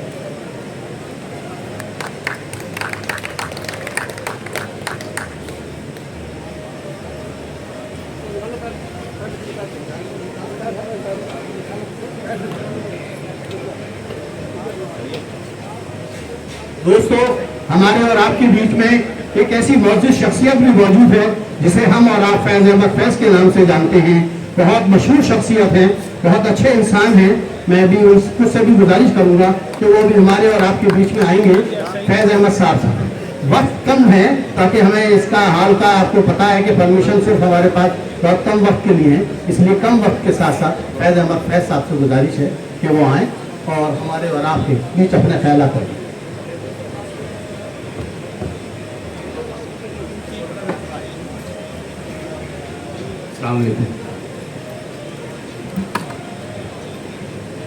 मैं 5 मिनट में अपनी बात पूरी करूंगा इंशाल्लाह, और फिर उसके बाद मैं आपसे इजाज़त चाहूँगा। मेरी 5 मिनट की बात में मैं एक आपसे ये मेरी दरख्वास्त है कि मेरी बातों में इस्लामिक कल्चर सेंटर का नाम कुछ कम आएगा, लेकिन ये मैं दावे के साथ कह सकता हूँ कि जो भी कुछ कहूँगा वो सेंटर से बहुत ही गहरा उसका ताल्लुक़ होगा। जहाँ तक डॉक्टर माजिद साहब और सिराज कुरैशी साहब का मामला है तो उनकी बात तो मैं बाद में कहूँगा। पहले मैं आपको ये बताना चाहता हूँ कि एक पैनल जो आप सब लोग जानते हैं, एक सियासी पार्टी के बड़े लीडर मैदान में कूद पड़े हैं जो 10 साल पहले भी हार चुके थे। हाँ, तो मैं ये बताना चाहता हूँ, जहाँ तक मुझे याद है सिराज भाई, कि वो 1991 में पीवी नरसिम्हा राव की कैबिनेट में मिनिस्टर बन चुके थे। मेरे ख्याल से डिप्टी मिनिस्टर कॉमर्स बने थे। उसके बाद में तो फिर वो कानून मंत्री बने और माइनॉरिटी अफेयर के मिनिस्टर बने और इसके बाद विदेश मंत्री भी बने। इतने बड़े बड़े मंत्रालय उनको मिले, बहुत अच्छी बात है। और अब इस्लामिक कल्चर सेंटर के अध्यक्ष और प्रेसिडेंट बनने के लिए भी वो कोशां हैं। लेकिन ये तो बहुत बड़ी बात है। मैं एक बात आप लोगों के सामने ये रखना चाहता हूँ कि हम और वो एक ही मोहल्ले के बाशिंदे हैं। ये जामिया नगर उनका भी मोहल्ला है और मेरा भी मोहल्ला है।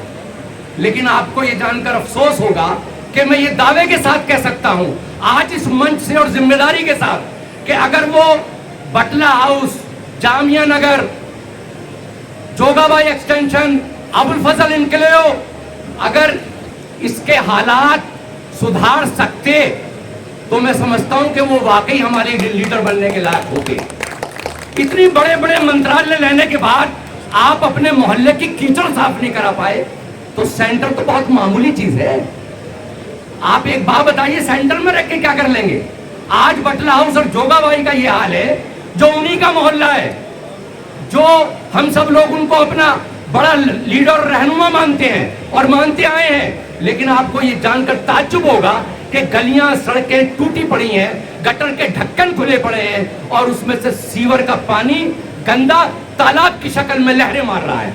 यहां तक की भी शिकायतें हैं कि वो सीवर का पानी गटर से उबलकर मकानों में, बिल्डिंगों में फर्स्ट फ्लोर तक पहुंच जाता है पाइप के जरिए। तो आप ये सोच के देखें कि जो हमारा इतना बड़ा लीडर है, क्या वो सेंटर का हकदार है? क्या उसको सदर बनाने के लिए बताइए क्या फैसला किया जाए कि जो अपने मोहल्ले में इतने बड़े बड़े मंत्रालय लेने के बाद अपने मोहल्ले के हालात नहीं सुधार सका, वो सेंटर के हालात क्या सुधारेगा? जहां तक मैंने देखा है, मैं आपको बताना चाहता हूँ, आपके सामने भी कुछ लोग ऐसे आए होंगे, वो अक्सर कहते हैं कि सिराज भाई ने सेंटर के लिए क्या कर दिया, एक बिल्डिंग ही तो बनी है। माफ करना, मैं बहुत सच्चाई के साथ बताना चाहता हूँ कि बाप से मिली हुई विरासत एक 50 गज के मकान पर अपने बेटे की शादी से पहले एक कमरा बनाने में लोगों के पसीने छूट जाते हैं। लेकिन इस्लामी कल्चर सेंटर एक ऐसी बिल्डिंग है जिसको पूरी दुनिया में जाना जाता है और सराहा जाता है। जहां तक माजिद साहब का ताल्लुक है, बस मैं इतना ही कहूंगा कि माजिद साहब ने जो कुछ कहा है, मेरे से पहले मुकर्रिर हजरात ने सब कुछ आपके सामने रखा है, लेकिन बस इतना कहूंगा कि सिराज भाई, आपका जो पैनल है, हम तन मन धन से आपके साथ हैं और जिताकर पूरी कैबिनेट को, पूरे सेंटर को, पूरे पैनल को फिर दोबारा से रोशन करेंगे और उसमें जो काम बाकी रह गए हैं उसको भी पूरा करेंगे। मैं सिर्फ इतना कहना चाहूंगा सिराज भाई की शान में, एक शेर बस समाज फरमा ले, उसके बाद मैं आपसे इजाजत चाहूंगा कि ये जो खो गई हैं मेरी अजमतें, मेरी गफलतों का खिराज है। ये जो खो गई हैं मेरी अजमतें, मेरी गफलतों का खिराज है। जो मैं जाग उठूं तो मेरे लिए वही ताज, वही तख्त है, वही ताज है। और तू ही सिराज है, तू ही सिराज है, तू ही सिराज है।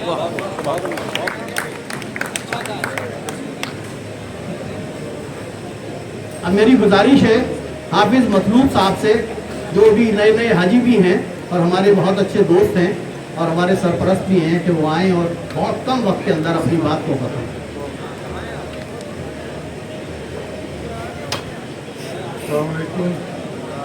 मैं एक शेर करना चाहता हूँ डॉक्टर माजी साहब और सलाल भाई के लिए। हमारे उस्ताद थे एंग्लो अरबिक के अंदर शमीम करानी साहब, उनका शेर है। वो शेर कहकर चंद बातें बोलूँगा क्योंकि वक्त बहुत हो रहा है और बहुत सारे लोगों को बोलना है। हमको शमीम गम नहीं लाखों रुकता चीनी, हमको शमीम गम नहीं लाखों रुकता चीनी, खाक पहुँच ना पाएगी चांद बहुत बुलंद है, खाक पहुँच ना पाएगी चांद बहुत बुलंद है। उसके बाद मैं जैसे कि अभी सबके लिए सबने बताया कि सिराज भाई किस तरह काम किया है, किस तरह काम करना चाहते हैं और उनका क्या अज़म है और किस तरह से ये माजिद साहब को लेकर आए हैं। मैं चंद बातों कहकर अपनी बात को ख़त्म करूँगा, क्योंकि हम वहाँ रेगुलर जाने वाले हैं, बहुत से साथी शाद भाई और हम, और वहाँ जाकर देखते हैं उन्होंने किस तरह काम किया है। लॉकडाउन के अंदर कोई भी मेंबर इनका साथी वहाँ नहीं आता था, ये वहाँ पर काम करते हुए नजर आते थे। वहाँ उसको बचाने की बात करते थे, सफाई की बात करते थे। उन्होंने वहाँ उसका पैसा बचाने के लिए एम्प्लॉइज़ को कहा टेम्परेरी आप छुट्टी ले लो, उसके अंदर भी लोगों ने एतराज़ात किए। मैंने सिराज भाई से कहा कि हम आपके साथ हैं। मैं एक मदरसा चलाता हूँ बंगाली मार्केट के अंदर, दत्तू स्वीट के पीछे मस्जिद मदरसा है, वहाँ पर 100 बच्चे हैं, 15 का स्टाफ है। हमने स्टाफ की को भी छुट्टी दे दी है, एक उस्ताद को रखा जो नमाज़ पढ़ा सके, वो बच्चों को छुट्टी दे दी है क्योंकि हम पैसे कहाँ से दें। तो आप तो इतना बड़ा सेंटर चला रहे हैं और सेंटर का ये पैसा पूरा ज़ाया हो जाएगा। आपने सही किया है और आप करते रहिए।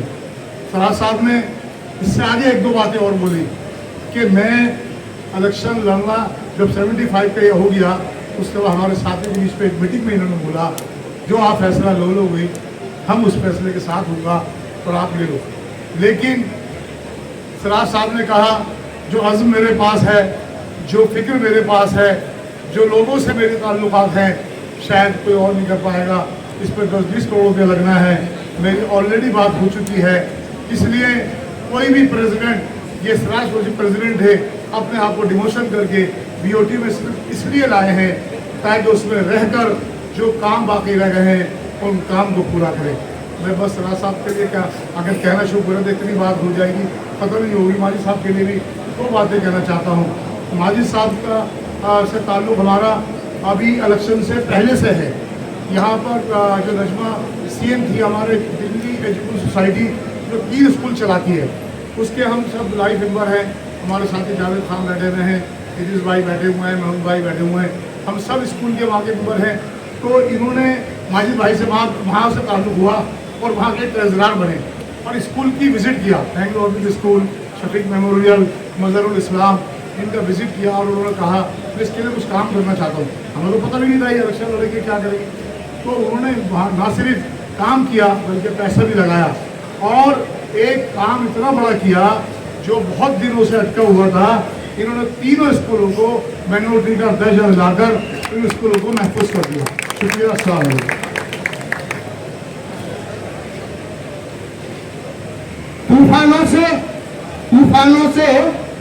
तूफानों से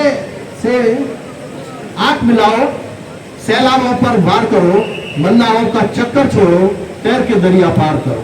अब हमारे और आपके बहुत अच्छे अजीज दोस्त हमारे हर दिन मतलब हम लोगों के साथ अलीगढ़ मुस्लिम यूनिवर्सिटी में सीनियर पोस्टों पर रहे और इसके अलावा आप तमाम लोग रोज उनकी तस्वीरों को देखते होंगे, कभी कहीं कभी किसी जगह। सुप्रीम कोर्ट के सीनियर एडवोकेट मोहम्मद इरशाद साहब से मेरी गुजारिश है कि वो आए और अपने ख्यालातों से हमें और नवाजें।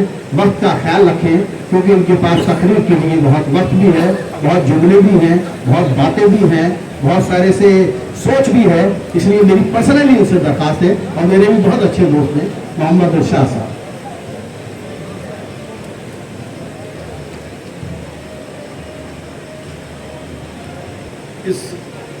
इस महफिल के रूह रवा इस्लामिक कल्चरल सेंटर के सदर जनाब साजिद कुरैशी साहब, माइक नहीं है तो बता दो भाई, माइक से नहीं बोल सकता हूँ, आवाज नहीं है, बोल सकता हूँ, वैसे भी बोल सकता हूँ। और हमारे पैनल के सदर के उम्मीदवार डॉक्टर माजिद अल-कुरैशी साहब, हाँ ख़वातीन और हज़रात, टाइम कर दिया है मुझे, उसी में अपनी बात रखनी है।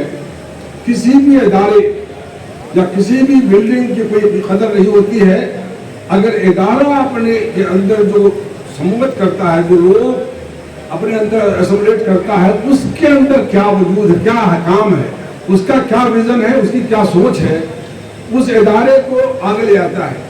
अगर व्हाइट हाउस से मुकाबला कराएंगे हिंदुस्तान के राष्ट्रपति भवन का तो 1/4 में नहीं होगा, लेकिन दुनिया की सबसे बड़ी ताकत बनी बैठी है। लिहाजा इस इंडिया इस्लामिक कल्चरल सेंटर ने पिछले 20 सालों में वो नुमाया कारनामा अंजाम दिया कि आज हिंदुस्तान के अंदर जितने भी मुसलमानों के इदारे हैं उस इदारों में इतने फिरके और हर तमाम फिरके और तमाम मजहब के लोग इसके मेंबर हैं। लिहाजा हिंदुस्तानी गवर्नमेंट जब भी कोई बाहर से कोई डेलीगेट आता है या बाहर के प्राइम मिनिस्टर प्रेसिडेंट आते हैं, उनकी ख्वाहिश होती है कि इंडिया इस्लामिक सेंटर भी अपने अंदर लाए, उसके अंदर ये बताने की कोशिश करते हैं कि ये मुसलमानों का वो इदारा है जहां मुसलमान और दूसरी मज़ाहब के लोग बराबर की तरह हैसियत से रहते हैं, उनके कारनामे अच्छे हैं, वो हिंदुस्तान के तमाम इदारों में बराबर के शेयर करते हैं, उनके R&D रिसर्च या दूसरे जितनी तंजीमों में उनका उतना ही हिस्सा है जितना बाकी दूसरे मज़ाहिब का है। लिहाजा इस इदारे को सही फरमाया सराज साहब ने कि जब ये इदारा के लिए ज़मीन मिली थी तो ज़मीन के लिए जस्टिस हैदराबाद साहब ने के बड़े नुमाया कारनामा था, उसको फरामोश नहीं किया जा सकता। ठीक उसी तरह इसी तरह हकीम अब्दुल हमीद साहब का कारनामा, जो पैसे थे एक मुद्दत के लिए पैसे जमा करना था, उन्होंने अपने जेब से वो पैसे जमा किए और इदारा खड़ा हो गया। लेकिन कई सालों तक इदारा बिल्डिंग तो बन गए, स्ट्रक्चर तैयार हो गया, लेकिन इदारा तैयार नहीं हो पा रहा था। उस वक्त सराज साहब वहाँ आए और उन्होंने अपनी काविशों से बैंक से लोन लेके, जाती इमदाद देके और लोगों से लेके पैसा इस इदारे को इस तरह रोशन किया। और रोशन ही नहीं किया, सिर्फ तब से आज तक इस इदारे ने किसी भी चीज़ में कंप्रोमाइज नहीं किया, यानी कि इसके मेंटेनेंस पे, इसके रखरखाव पे, इसके काम करने तरीके पे, इसके विजन पे, इसके सोच पे कहीं कोई कंप्रोमाइज नहीं किया। और आप अगर देखेंगे तो एक जमाना था कि हिंदुस्तान में कोई मुस्लिम वाली का प्राइम मिनिस्टर प्रेसिडेंट आते थे तो वो अली मुस्लिम सिटी जाते थे, लेकिन अब हालात बदल गए, सिक्योरिटी रीजन भी था और बाकी हालात के बाद अब हिंदुस्तान में कोई मुस्लिम कंट्री के प्राइम मिनिस्टर प्रेसिडेंट यकीन आते हैं तो हिंदुस्तानी हुकूमत चाहती है कि इंडिया इस्लामिक सेंटर उनका स्वागत करे, उनका वेलकम करे, उनका खुशामदीद करे। लिहाजा ये कारनामा सिराज साहब की लीडरशिप में ही बन पाया और ये इदारा इतनी मजबूती से अपने आप को पेश कर पाया, क्योंकि इस इदारे में अकेला इदारा है जहाँ कोई मजहबी और बाकी हमारे जो अपने सेक्ट्स हैं उसका तफरीक नहीं है। तमाम दानिशवर इसके मेंबर हैं और हर के सोच का ख्याल रखा जाता है, बल्कि दूसरे मज़ाहिब के लोग भी हैं, उनके भी हर तरह के फंक्शन यहाँ किए जाते हैं। लिहाजा सिराज साहब के साथ क्योंकि आप तमाम लोग, हम सब लोगों ने कंट्रीब्यूट किया, लेकिन विजन सिराज साहब का था और सिराज साहब अब भी अपना कंट्रीब्यूशन देने को तैयार हैं इस उम्र में। लिहाजा मैं चाहता हूँ कि आप सब लोग, हम तमाम लोग मिलके एक मौका आज दे सिराज साहब को और उनके साथियों को, उसमें मैं भी शामिल हूँ। मेरा नंबर 14 है, मुझे वो डालिएगा आप लोग। लिहाजा मैं चाहता हूँ कि वो सपोर्ट करें।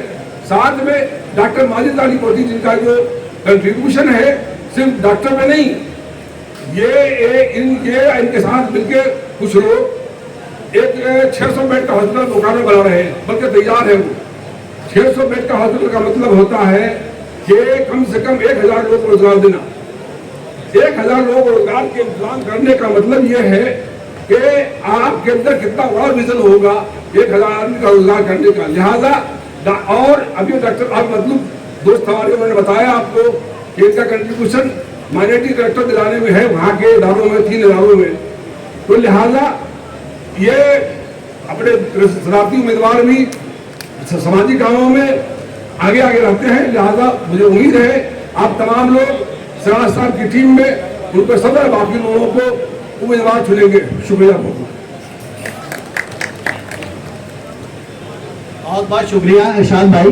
मैं जानता हूँ आपकी बड़ी अच्छी सोच भी है और बहुत समझदारी भी है, लेकिन वक्त की कमी की वजह से हमें और आपको सब लोगों को और लोगों को बुलाना है। कभी खुशी से खुशी की तरफ नहीं देखा, तुम्हारा था इंतजार इसलिए किसी की तरफ नहीं देखा। मुझे पता था कि आप आएंगे एक रोज जरूर, इसलिए कभी मैंने घड़ी की तरफ नहीं देखा। अब मेरी गुजारिश है यूसुफ साहब से, यूसुफ हरियाली, वो आए और हमारे और आपके बीच में अपने ख्यालातों से नवाजें। यूसुफ भाई।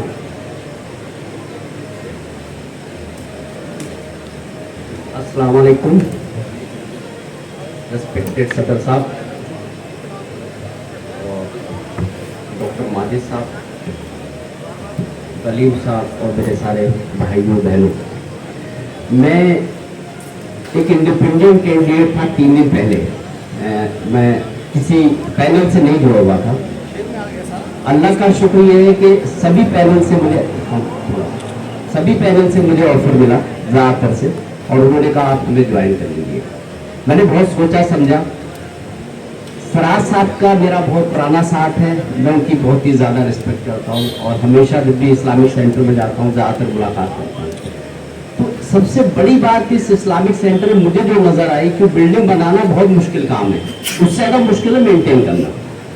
तो आप इस सेंटर का जो मेंटेनेंस देखेंगे इतना शानदार है, साफ सुथरा, वो शायद ही किसी बिल्डिंग में मिल पाएगा, खास तौर पर मुस्लिम इदारों। तो ये बिल्डिंग बहुत वेल मेंटेन्ड है। फिर डॉक्टर माजिद साहब का पता चला प्रेसिडेंट का इलेक्शन ले रहे हैं, तो इनका नाम तो सुना था लेकिन ज़्यादा जानकारी नहीं थी उनके बारे में, किस तरह के इंसान है, क्या करते हैं। सर्जन है तो मालूम था। मेरे एक फ्रेंड अभी यहाँ पर मौजूद है, उनका नाम है शकील भाई।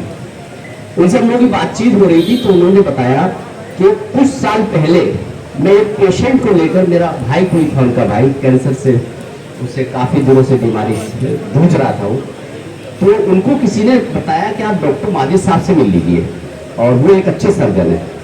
तो किसी के जरिए उनका नंबर उनको मिल गया और उनसे उनको फ़ोन किया और डॉक्टर माजिद साहब ने कहा मेरे घर पे आ जाइए और मैं वहाँ बात कर लूँगा।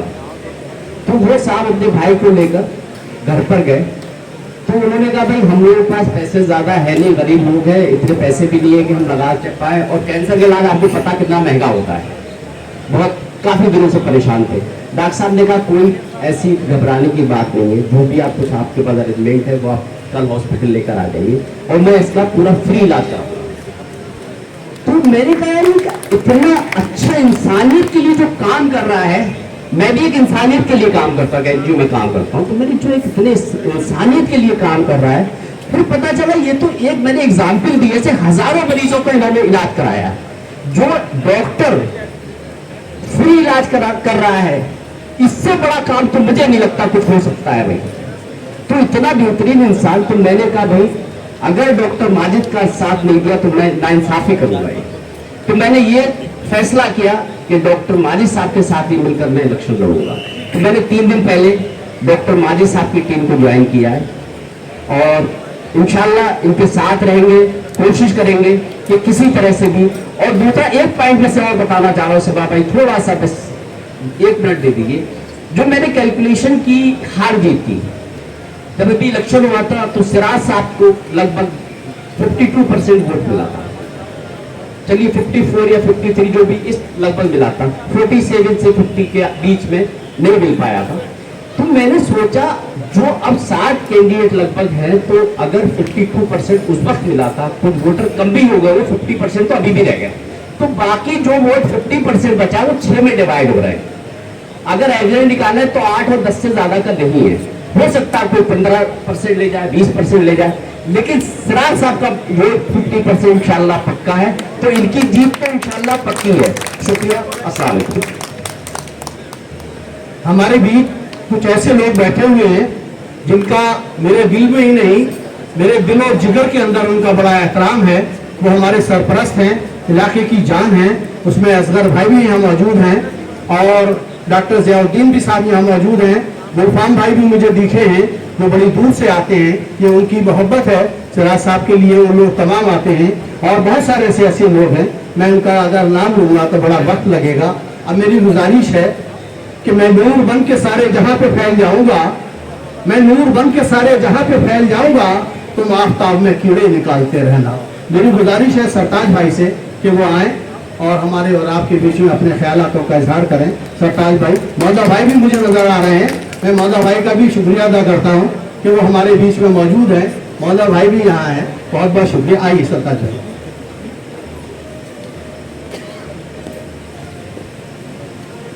हमारे सदस्य जनाब सिराजुद्दीन कुरैशी साहब, डॉक्टर ताली कोटी साहब और मुअज़्ज़िज़ मेहमान गिरामी, अस्सलाम वालेकुम। इस वक्त जो हमारा इलेक्शन है वो इस मोड़ पर पहुंच गया है कि चारों तरफ से जो है वो इस तरह की गंदे गंदे इल्ज़ामात और जिस तरीके से स्ट्रीट फाइटिंग होती है, मुहज़्ज़िब लोगों की तरह से जो होना चाहिए, जो इलेक्शन वो नहीं हो रहा है। अजीब अजीब तरह के जो है वो इल्ज़ामात लगाए जा रहे हैं सिराज भाई पर और उनकी टीम पर, या और उनके जो लोग हैं, लवातीन है या उनके साथ में जो लोग भी हैं।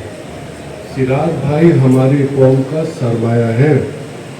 ऐसे लोग सदियों में कोई 1-2 ही पैदा होता है। जिस तरीके से पिछली सदी में हकीम अब्दुल हमीद साहब पैदा हुए थे, इस सदी के हमारे कोहिनूर सिराजुद्दीन कुरैशी साहब हैं। हमें उनकी इज्जत करनी चाहिए, उस कोहिनूर को हमें बचा के रखना चाहिए।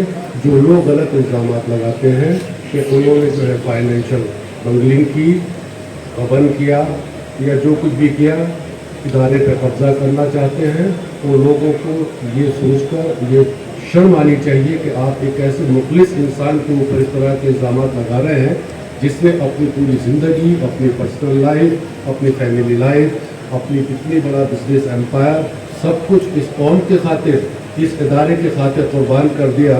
क्या वो शख्स इस चीज़ से कोई फैज़ाब हो सकता था? वो शख्स एक कप चाय भी सेंटर की फ्री में नहीं पीते हैं। जो भी खर्च करते हैं, पूरा जो कुछ भी था उन्होंने सेंटर के लिए उन्होंने कुर्बान कर दिया। और जो हालात पिछले 8-10 साल में रहे हैं, जिस तरीके से हमारी कौम को जो भी है मुश्किलात से 2-4 होना पड़ा है, उस दौर में इस सेंटर को बाहर निकालने में सिर्फ सिराजुद्दीन कुरैशी साहब का ही हाथ है। नहीं तो बहुत से इदारे, मुस्लिम इदारे हैं, जैसे तबलीगी जमात का सेंटर और हमारे मदारिस, मस्जिदें और सब बंद कर दी गई हैं। वो सब चीज़ें भी यहाँ भी हो सकती थी, जिसको सिराजुद्दीन कुरैशी साहब ने निकाल करके लाए हैं। वो इसकी वजह एक ये भी है कि सिराजुद्दीन कुरैशी साहब पिछले 30-35 साल से बीजेपी के मेंबर रहे हैं, उनके ताल्लुकात हैं, उन ताल्लुकात की बिना पर वो इस सेंटर को बचा करके लाए हैं। हमें इस चीज़ की कदर करनी चाहिए, हमें इस चीज़ पर खुशी मनानी चाहिए कि आज वो हमारे बीच में है। और एक दूसरा नगीना हमारे लिए वो लेकर आए हैं डॉक्टर तालीकोटी साहब को, जो कि अपने फील्ड में माहिर तो है ही, उसके साथ साथ बहुत नेक दिल इंसान हैं। और जो उनके ऊपर जिस तरह के तोहमत लगाए जा रहे हैं, वो RSS का आदमी है, वो ये है, वो ये है, हो सकता है वो RSS का आदमी हो। आज आप किसी भी सिस्टम से लड़कर आगे बढ़ नहीं सकते, आपको सिस्टम के साथ चलना होगा, सिस्टम में घुसना होगा, अपनी बात मनवानी होगी, अपनी बातें उठानी होगी, तभी आप कामयाब हो सकते हैं। लड़कर के आप नहीं जीत सकते। हमारी कौम बहुत ही जज्बाती कौम है, जज्बात में आके हम लोग उनके सीधे फैसले कर लेते हैं, लेकिन हमें दिमाग से काम लेना चाहिए। हमें दिमाग सोचना चाहिए कि डॉक्टर तालीकोटी हमारी कौम के लिए, हमारे इदारे के लिए क्या क्या कर सकते हैं। सिराज भाई का एक विजन था, ये सोच करके ही बहुत दूर की सोच करके लाए हैं, इस दूर की कॉलेज को लाए हैं। लोगों की एक बहुत छोटी सोच भी होती है, वो ये है कि भाई ये तो RSS के मेंबर है, ये तो इसलिए तो हमें इनको वोट नहीं देना है। लेकिन ये बहुत दूर की सोच के लाए हैं हमारी कौम के लिए, तो हमें उनका जो है इस्तकबाल करना चाहिए, उनके आने का हमें शुक्र अदा करना चाहिए कि अल्लाह ने हमें दूसरा नगीना, दूसरा हीरा हमें दिया है।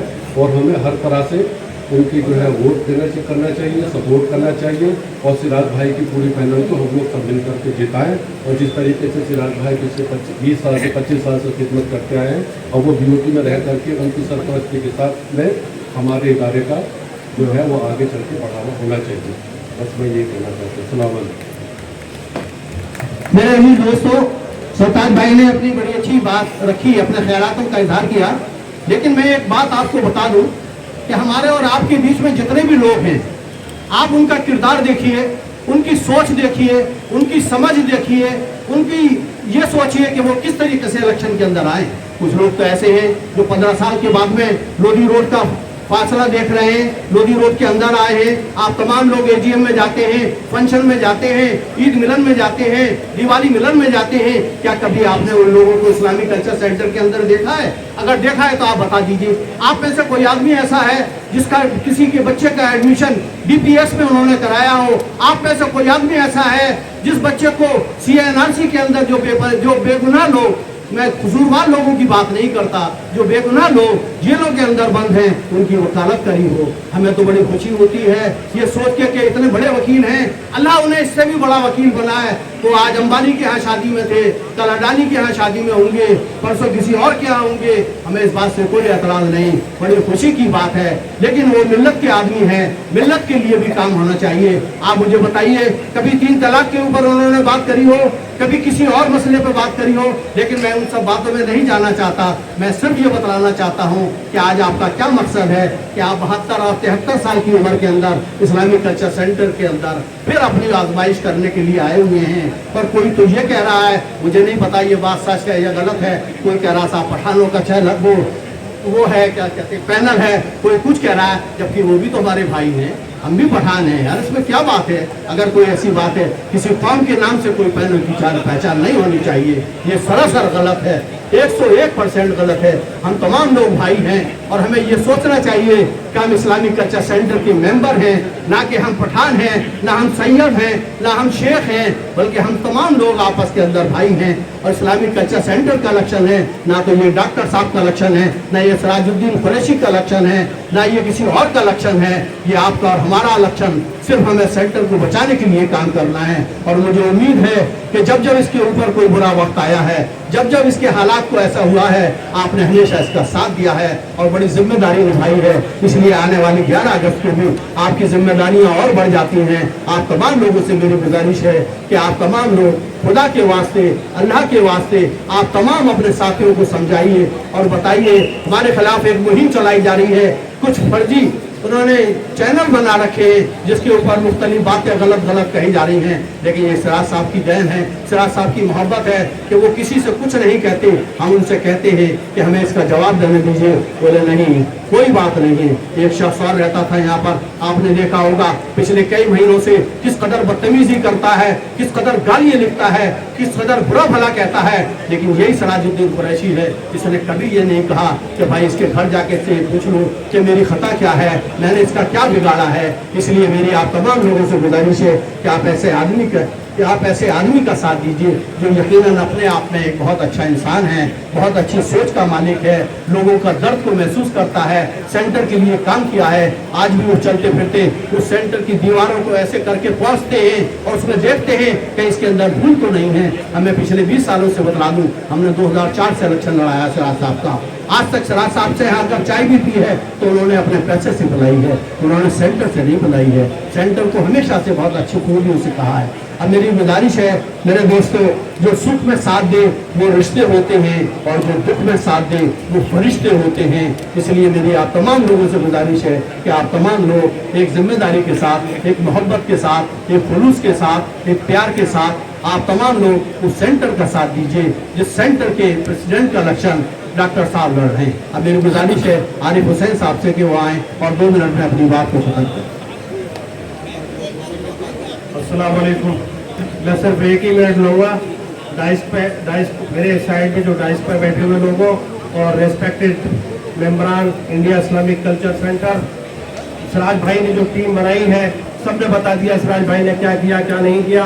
हम अब किस मकसद से इनके साथ हैं वो मैं बताना चाहूँगा कि for the better we are here, our team is here for the betterment, for the development and for the dignity of India Islamic culture centre.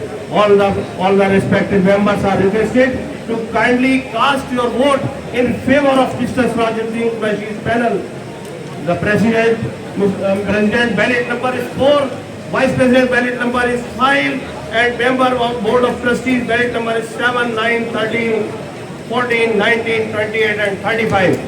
And member executive ballot number is 2, 4, 2, 12, 30 and 17. Thank you very much. I shall be grateful and thankful to all of you who came here to attend this function. Thank you very much. मेरे दोस्तों, अब हमारे बीच एक ऐसी शख्सियत है वो मेरा छोटा भाई है और बहुत अच्छा सोशल वर्कर है। आप उसे कभी भी कहीं भी देख सकते हैं, जहाँ भी भलाई का काम होगा वो वहाँ मौजूद होगा। मेरी गुजारिश है, कलंदर संगमरमर के मकानों में नहीं मिलते, कलंदर संगमरमर के मकानों में नहीं मिलते, ये वो देसी घी है जो बनिए की दुकानों में नहीं मिलती। मेरी गुजारिश है हिदायतुल्लाह से कि वो आए और अपने ख्यालात को समझें और आपको नवाजें। हिदायतुल्लाह।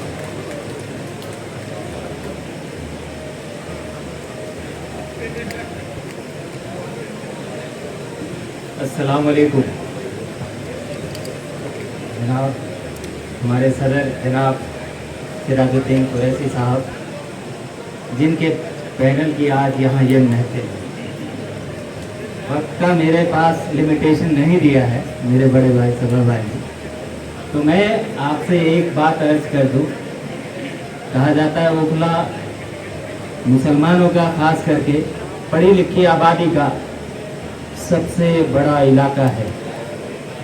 तो मैं आप सभी लोग, यहाँ कुछ मेंबर्स भी हैं, कुछ कौम के चाहने वाले हमदर्द भी हैं, कुछ वोटर्स भी हैं, तो मैं पूछता हूँ कि ऐसी कोई ऑर्गेनाइजेशन आप बता सकते हैं क्या दिल्ली में या दिल्ली एनसीआर में, खास करके लुटियन जोन में, जहाँ के तकरीबन 400 के लगभग जो है ओखला के मेंबर हो, या मुसलमानों की कोई एक जगह बैठने की बता दे, जिनको मीटिंग करनी हो, जिनको एक इंस्टीट्यूशन बताना हो कि हमारा एक इंस्टीट्यूशन है इंडिया इस्लामिक कल्चरल सेंटर के अलावा कोई इंस्टीट्यूशन बता दे।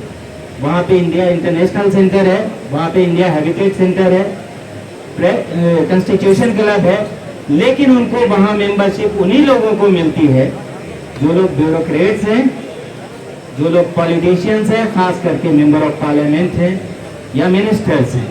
तो एक आम आदमी जो जिंदगी में सोशल वर्क करता है या अपने अपने सेक्टर्स में कामयाबी अता करता है, लोगों की मदद करता है, तो आप ये बता दीजिए कि उनको क्या ये हक नहीं है कि अच्छी कोई इंस्टीट्यूशन जो है वहाँ का मेंबर बन सके। और मैं इस बात के लिए सिराजुद्दीन कुरैशी साहब का शुक्रिया अदा करता हूँ कि लगभग 400 मेंबर्स हैं जो पूरी दुनिया में मौजूद हैं, अलग अलग अपने सेक्टर्स में कामयाबी का परचम लहराया है उन्होंने। तो मैं एक खास बात ये कह दूं कि जो लोग कहते हैं कि सिराजुद्दीन कुरैशी साहब ने कुछ नहीं किया, तो वहाँ ऐसे ऐसे काम किए हैं इन्होंने जो हम और आप गिनाए नहीं गिन सकते।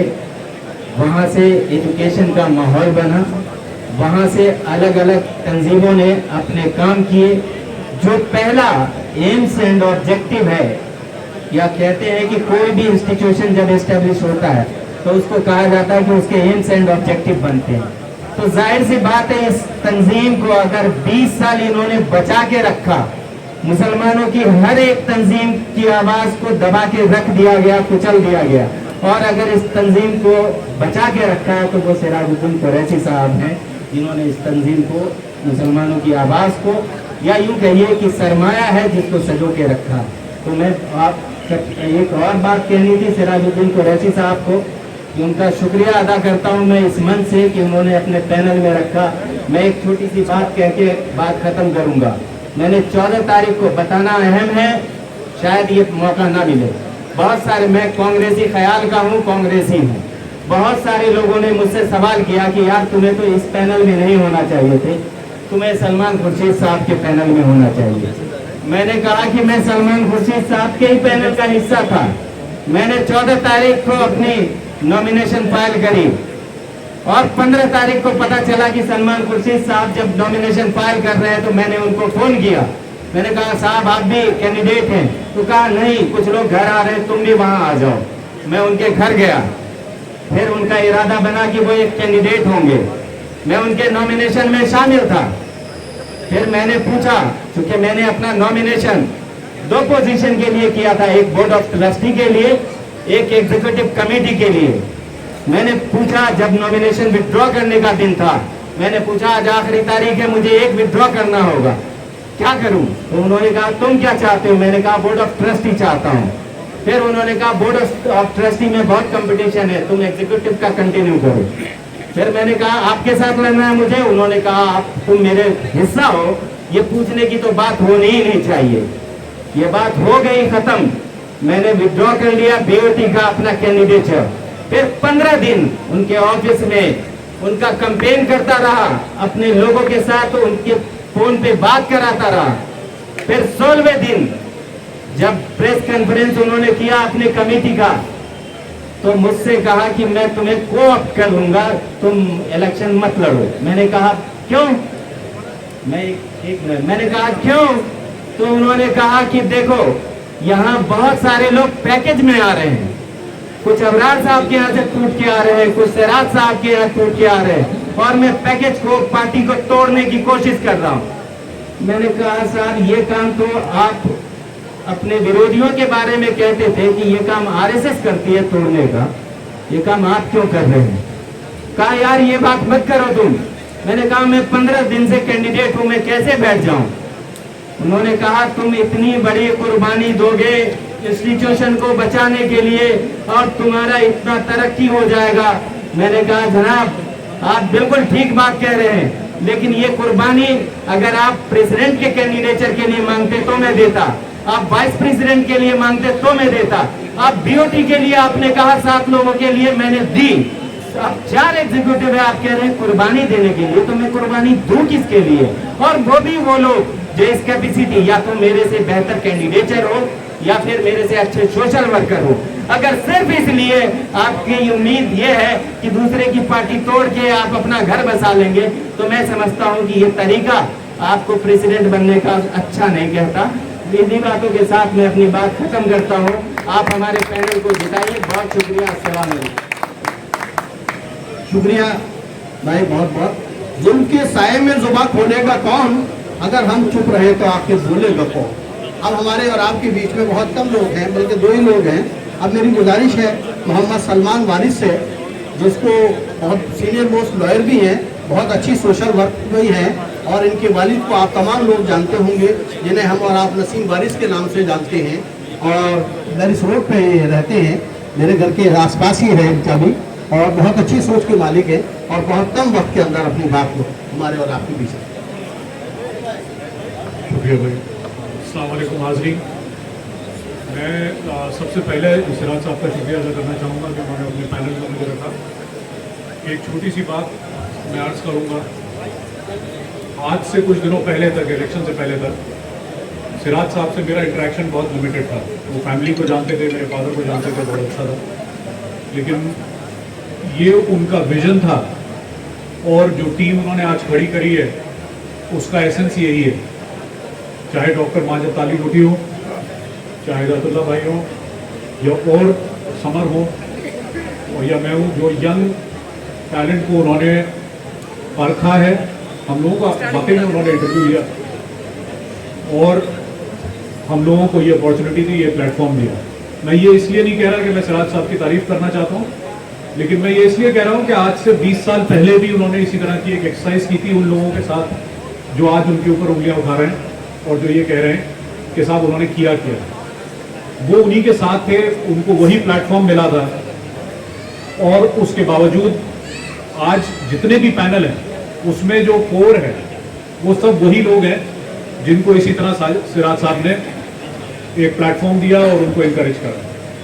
तो ये इनका विजन है और उसी विजन का एक हिस्सा मैं हूँ। एक विजन उनका वो है कि जो इंफ्रास्ट्रक्चर और बिल्डिंग बनाने का है और इसको सेंटर को और एक्सपैंड करने का है। एक विजन वो है जो जाहिर नहीं है, वो विजन है इसको इंटरनेशनल ले जाना। अभी भी ऑलरेडी इसकी इतनी इंटरनेशनल अप्रोच है, लेकिन आगे चल के जो वो चाहते हैं उसको जो है उन्होंने मुझसे शेयर किया है और इंशाल्लाह जो मेरा नेटवर्क है इंटरनेशनल, मैं उससे पूरी कोशिश करूंगा कि उसको मैं पूरा कर सकूं। बहुत बहुत शुक्रिया।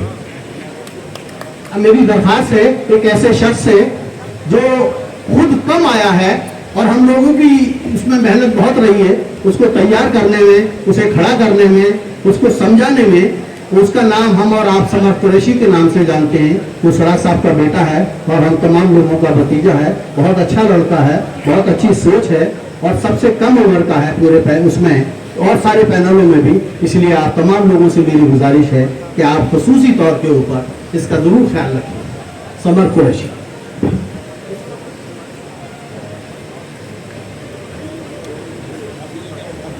अस्सलाम वालेकुम। 20 साल बाद मेरे आने की, इस्लामिक सेंटर के पैनल ज्वाइन करने की और इलेक्शन लड़ने की क्या वजह होगी? मैं आपका ज़्यादा वक्त नहीं लूँगा। काफ़ी चीज़ें हमारे मेंबर्स ने और पैनल ने शेयर कर ली है, बट मैं आपसे एक दिल से कुछ शेयर करना चाहूँगा। इसकी 3 ही वजह थी। जब मेरे फादर ने और मैंने शेयर किया कि 2024 का इलेक्शन होने जा रहा है, तो मैंने उनकी आंखों में जो आंसू देखे, जो उनके दिल में देखा, एज अ बेटा मुझसे रहा नहीं गया। मैंने बोला मैं आपके लिए हाजिर हूँ, बताए मुझे क्या करना है। उन्होंने बोला मैं चाहता हूँ तुम मुझे सपोर्ट करो।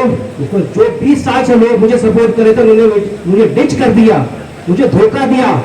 मुझे अपने बेटे पे उम्मीद है और पूरा यकीन है कि वो मेरा विजन इस्लामिक सेंटर का जो 2.0 है, नई बिल्डिंग, नया इंफ्रास्ट्रक्चर खड़ा करने में मेरी मदद करेगा, मुझे डिच नहीं करेगा। और बड़ी चीज उन्होंने कहा कि मैंने सेंटर की खिदमत करी है 20 साल। मैं चाहता हूँ कि तुम भी सेंटर की खिदमत करो, तुम भी मेंबर्स की खिदमत करो और आने वाले टाइम में कौम की खिदमत करो, मेरा नाम रोशन करो। मैंने मना नहीं किया, मेरे लिए गर्व का मौका है। तो मैंने उनको इमीडिएटली हाँ कर दिया। मैंने कहा आप जैसे बोलेंगे मैं आपके लिए तैयार हूँ। इसलिए मैं चाहता हूँ कि आप मुझे एक मौका दें to walk into my father's shoes और मैं आप लोगों की उम्मीद पे खड़ा उतरूं। इसलिए आप मेरे फादर को, हमारे पैनल को और मुझे सपोर्ट करें, एक मौका दें। शुक्रिया। अब हमारे और आपके बीच बस 2 ही लोग हैं। मैं अब गुजारिश करूंगा आली जनाब कलीम रफी साहब से, जो जानी पहचानी शख्सियत है और हम तमाम लोग उनको जानते हैं। उनका बिजनेस सेंटर है, आप सब जानते होंगे, रिवर व्यू होटल के ऑनर हैं और मुकर्रर था दिया है कि आपकी तकलीफ है। मैं आप लोगों का तहे दिल से एक बार फिर मशकूर हूँ कि आपने अपना कीमती वक्त निकाला, हमारे इस तकलीफ करने में तशरीफ लाया। और मैं आपको फिर इस बात से यकीन रहता हूँ कि जितनी भी आपके सामने तकलीफ बैठी है, वो प्रेसिस की एग्जीक्यूटिव कमेटी की, वाइस प्रेसिडेंट की और साथ साथ प्रेसिडेंट की ये टीम, मैं समझता हूँ कि आपके डायरेक्शन में काम करेगी। आपका जो भी मीटिंग होगा उस पर काम करेगी। जब भी आपको कभी लगे कि जीते के बाद टीम के जो कमी है तो खामी है और ये काम नहीं ठीक करने कर रहा है, तो मेरी आपसे दरख्वास्त है कि आप कोई भी सवाल कर सकते हैं। और मेरी ये भी ख्वाहिश है कि जब इंडियन जीत के आएगी इंशाअल्लाह आप में बहुत सारे लोगों को उसके अंदर कमेटियों के अंदर जोड़ा जाएगा, कमेटियों आपको लाया जाएगा। मैं खास तौर पे अपने आसिफ जैदी साहब का मशहूर हूँ कि उन्होंने शुरू से हमारी कंपनी को लिया है। आज वो 1-1.5 साल से हमारे साथ जुड़े हुए हैं और हर महीने में हर काम में हमारे साथ रहते हैं। बहुत मुश्किलात के अंदर भी उन्होंने हमारा साथ दिया है और आज भी उन्होंने इतनी मुश्किलें झेली है। आप सब जानते हैं जो उन्होंने लोगों का मुकाबला किया है, 1.5 साल से मुकाबला कर रहे हैं और आज भी वो बिल्कुल सुकून की तरह खड़े हुए हैं और हमारे साथ वो कंधे से कंधा मिला के चल रहे हैं। मैं उनका मशहूर हूँ खास तौर पर, उन्होंने हमें इतना वक्त भी दिया, टाइम भी दिया, इतनी मेहनत भी की और आज भी जो महसूस देख रहे हैं उन्हें उनके समझाते हैं कि उन्होंने ये आज से महसूस समझाई। और इसके अलावा आपको बार बार तकलीफ देते रहेंगे। हमारा कल निज़ामुद्दीन के अंदर थोड़ा होने वाला था, हमने उसको मुहर्रम की वजह से मुतन कर दिया है। इंशाअल्लाह मुहर्रम के बाद जो है वहाँ पर तकलीफ की जाएगी और भी कई जगह हमें जाना है। मेरी आपसे यही दरख्वास्त है कि आप दुआ कीजिए कि आपका ये पैनल बेहतर जीत के आए और हम लोग जो है दोबारा आप सबकी खिदमत कर सकें ताकि इसके अंदर 4 चांद लगे और सेंटर जो है अपना पुरुष पे आए। बहुत बहुत शुक्रिया, एक बार बहुत बहुत शुक्रिया। मैं कलीमुल हफीज़ सिराजुद्दीन कुरैशी साहब के पैनल का वाइस प्रेसिडेंट का कैंडिडेट हूँ। मेरा बैलेट नंबर 5 है। मैं तमाम IICC के मोअज़्ज़ज़ मेंबरान से ये मुअद्दबाना दरख्वास्त करता हूँ कि इंडिया इस्लामिक कल्चर सेंटर की फलाह बहबूद और इसके मुस्तक़बिल के लिए जिस शख्स ने यानी सिराजुद्दीन कुरैशी ने 20 साल से इसको सींचा है, उसकी सरपरस्ती में ये जो नया पैनल आया है और जिस पैनल की जो अगुवाई है डॉक्टर माजिद अहमद तालिकोटी साहब कर रहे हैं और मैं वाइस प्रेसिडेंट हूँ, उस पूरे पैनल को भरपूर दुआएं, ताउन और वोट से नवाजें।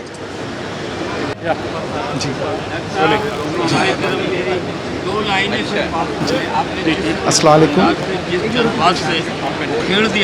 मैं doctor Majid Ahmed Talikoti, cancer surgeon और प्रेसिडेंशियल कैंडिडेट सिराजुद्दीन कुरैशी साहब के पैनल से इंशाल्लाह, क्योंकि इलेक्शन की गर्मी चल रही है, मैं रिक्वेस्ट करूंगा सारे मेंबरान से कि आप अपना हाथ हमारे सर पे रखें और आप जो है हम लोग मिल के इंडिया इस्लामिक कल्चर सेंटर के जो मौजूदा हालात से जो कौम की और कम्युनिटी की और कंट्री की जो हालात हैं उससे उभरने के लिए, दुनिया में हम तो खाली हाथ आए हैं, खाली हाथ जाएंगे, लेकिन अल्लाह ने हम सब मेंबरान को एक मौका दिया है कि हम जुड़ के united we stand, divided we fall.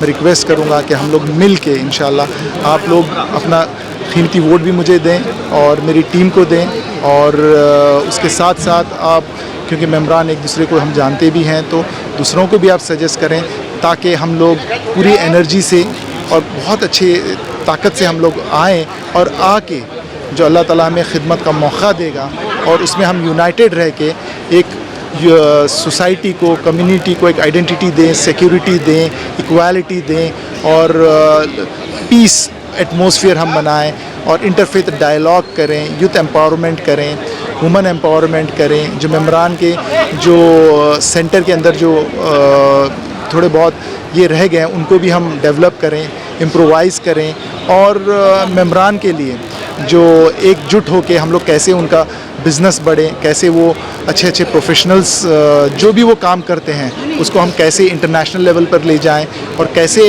हम कौम को आगे बढ़ें, उसके लिए हम लोग जो है ना काम करें, वर्क करें। मैं सारे मेंबरान से मैं रिक्वेस्ट करता हूं कि इंशाअल्लाह आपकी दुआओं से, आपके ब्लेसिंग से पूरे टीम को और मुझे कामयाब बनाएं और इंशाअल्लाह मौका दें, क्योंकि अल्लाह ताला अगर चाहा और मौका दिया और हम मिल के काम करेंगे तो ऐसे काम करेंगे तो अल्लाह ताला आखिरत में भी हमारे लिए जन्नत का दरवाज़ा खुला रखे। और ये बहुत अच्छा प्लेटफॉर्म है, मुझे लगता है कि अल्लाह ताला इसको कबूल करेगा और आपकी दुआओं से इंशाअल्लाह हम ज़रूर कामयाब होंगे इंशाअल्लाह। जी, अस्सलाम वालेकुम। Qureshi contesting for executive committee in Siraj Qureshi Saab panel, who is also my father. So I request you to support his panel and our members and candidates at BOT level and executive level and at all levels. Thank you. अस्सलाम वालेकुम। मेरा नाम ज़हीर अहमद सैफ़ी है। मैं BOT IICC का election लड़ रहा था। मैंने मोहतरम जनाब कौम के रहबर सिराज कुरैशी साहब की खिदमात को 20 साल से देखते हुए उनसे मुतासिर होकर और इस्लामिक सेंटर को अच्छी फॉर्म में इंटरनेशनल लेवल पर लाने के लिए मैं उनका साथ दिया और मैंने विड्रॉ कर लिया है। और मेरी सारी टीम, मेरी NGO के जितने भी मेंबर हैं और जो मेरे रिश्तेदार अजीज़ व अकारिब हैं और जो दोस्त अहबाब हैं, उन सबको भी मैंने ये जाहिर कर दिया है कि भाई मैं सिराज साहब के पैनल को जिताना है और इस्लामिक सेंटर की बहुत अच्छी खूबसूरत तस्वीर बनानी है, क्योंकि ये इस्लामिक सेंटर जो है हमारा ही नहीं है बल्कि ये पूरी कौम का इदारा है और इंडिया लेवल पे तो है ही। हिंदुस्तान से बाहर जितने ममालिक हैं वहाँ भी इस हमारे IICC का नाम उरूज पर जाए, आसमान छुए और अच्छे लोग हमारे से जुड़ते रहें और कौम की हम खिदमत करते रहें, यही हमारा मकसद है। इसीलिए मैंने सिराज साहब को एक नज़र में कहा था, एक शेर के साथ उनको कहा था कि जिनको मरने से डर नहीं लगता उनके जीने में शान होती है और मुश्किलें उनसे खौफ खाती हैं जिनकी हिम्मत जवान होती है। हमने उनकी हिम्मत जवान की है, उनकी हौसला बढ़ाने की कोशिश की है और इसमें हम समझते हैं 10 अगस्त तक हमारे पास वोट बैंक बहुत अच्छा होगा और इंशाअल्लाह हम सारे पैनलों से उरूज पर जाएंगे। सिराज कुरैशी साहब जो है ना और उनका पैनल और डॉक्टर माजिद जी जो शख्सियत हैं वो एक मतलब ये एक बहुत ही अजीम शख्सियत है। डॉक्टर के रूप में वो फरिश्ता है और मैं उससे 15 साल से वाकिफ़ हूँ। वो बहुत अपनी खिदमत करते रहे, उनको बहुत जगहों से ऑफ़र आए। बत्रा में जो है वो आजकल चेयरपर्सन हैं, उनके एक साथी डॉक्टर मेहंदी हैं, वो भी हमारे साथ जुड़ेंगे, वो वेदांता में हैं। और इस्लामिक सेंटर की जो आबो हवा चल रही है उससे उन पर कोई फ़र्क नहीं पड़ने वाला। जिस तरह से उनके बारे में ख़यालात हैं तो ये ख़यालात जो है ना ये कुछ हवा में उड़ जाएंगे। मैं आपको बता रहा हूँ 10 तारीख तक जो है वोट बैंक होगा हमारे पास और हम यकीन से कह रहे हैं कि ये इस्लामिक सेंटर की जो पोजीशन है वो इस पहले से बहुत जगह बेहतर होगी। यही वजह है कि आज मुझ जैसा खादिम और मेरे आरिफ भाई की कन्विंस पर और मैंने और पैनलों का जायज़ा लिया, उससे बेहतर सिराज साहब की पोजीशन है। भले ही देखिए मैं एक बात कह रहा हूँ, मरज़ को दवा देने वाले बहुत हैं और सितम को अदा कहने वाले बहुत हैं और सिराज साहब तुम अपनी जफ़ाओं पे नादिम ना होना, तुम्हें बावफा कहने वाले बहुत हैं। Thank you. हुसैन है, मैं इससे पहले दिल्ली जल बोर्ड में असिस्टेंट एग्जीक्यूटिव इंजीनियर इसी एरिया ओखला कॉन्स्टिट्यूंसी में रहा हूँ। मैं इंडिया इस्लामिक कल्चर सेंटर का इलेक्शन का उम्मीदवार हूँ, मेंबर एग्जीक्यूटिव कमेटी का सिराजुद्दीन कुरैशी साहब के पैनल से हूँ। मेरा बैलेट नंबर 2 है। मेरी तमाम इंडिया इस्लामिक कल्चर सेंटर के मेंबरान से ये अपील है, ये दरख्वास्त है कि इंडिया इस्लामिक कल्चर सेंटर के बेटरमेंट, इस्लामिक कल्चर सेंटर के डेवलपमेंट और इस्लामिक कल्चर सेंटर की डिग्निटी को बरकरार रखने के लिए तमाम मेंबरान India Islamic culture centre Sirajuddin Qureshi साहब के पैनल को वोट दें और हमें कामयाब बनाएं। मैं आरिफ हुसैन, जिसका बैलेट नंबर 2 है, मेंबर एग्जीक्यूटिव का उम्मीदवार हूं। आप लोग अपनी दुआओं से मुझे नवाजें, मेरे पैनल को नवाजें। बहुत बहुत शुक्रिया। 11 तारीख को उसका इलेक्शन है, 11 अगस्त को, और आज जो है हम लोगों ने यहाँ मीटिंग करी है जामिया के अंदर आके नेहरू हाउस में। यहाँ पे सारे लोग आए, ख़ास तौर पे जो हमारी नई टीम है इंडिया इस्लामिक कल्चर सेंटर की जो पैनल है उस सबको यहाँ पे मैं लेकर आया था और सबका एक दूसरे से मैंने इंटरेक्शन कराया, मीटिंग कराई, उनका तारुफ कराया। ये अच्छी बात है और सब लोगों ने सराहा। तकरीबन यहाँ पे आज 250-300 लोग जमा हुए, उसके अंदर बहुत सारे लोगों की तादाद मेंबर्स की थी। सब मेंबर्स ने उनका भी इस्तकबाल किया, सब लोगों ने दुआएं की, सब लोगों ने वायदा किया कि पूरी टीम को जिता के भेजेंगे इंशाअल्लाह। ख़ास तौर पे हमारे जो प्रेसिडेंशियल कैंडिडेट हैं डॉक्टर माजिद, उनके लिए भी सब लोग दुआ करते हैं। हमारी बहुत अच्छी टीम है, नौजवानों की टीम है और ये टीम एक बार जीत के आएगी तो इंशाअल्लाह इंडिया इस्लामिक कल्चर में जो अधूरे काम है, अधूरे काम से मतलब है जो हम लोग एक्सपेंशन में, डेवलपमेंट में जाना चाहते हैं, उसको हम लोग सब पूरा करेंगे इंशाअल्लाह।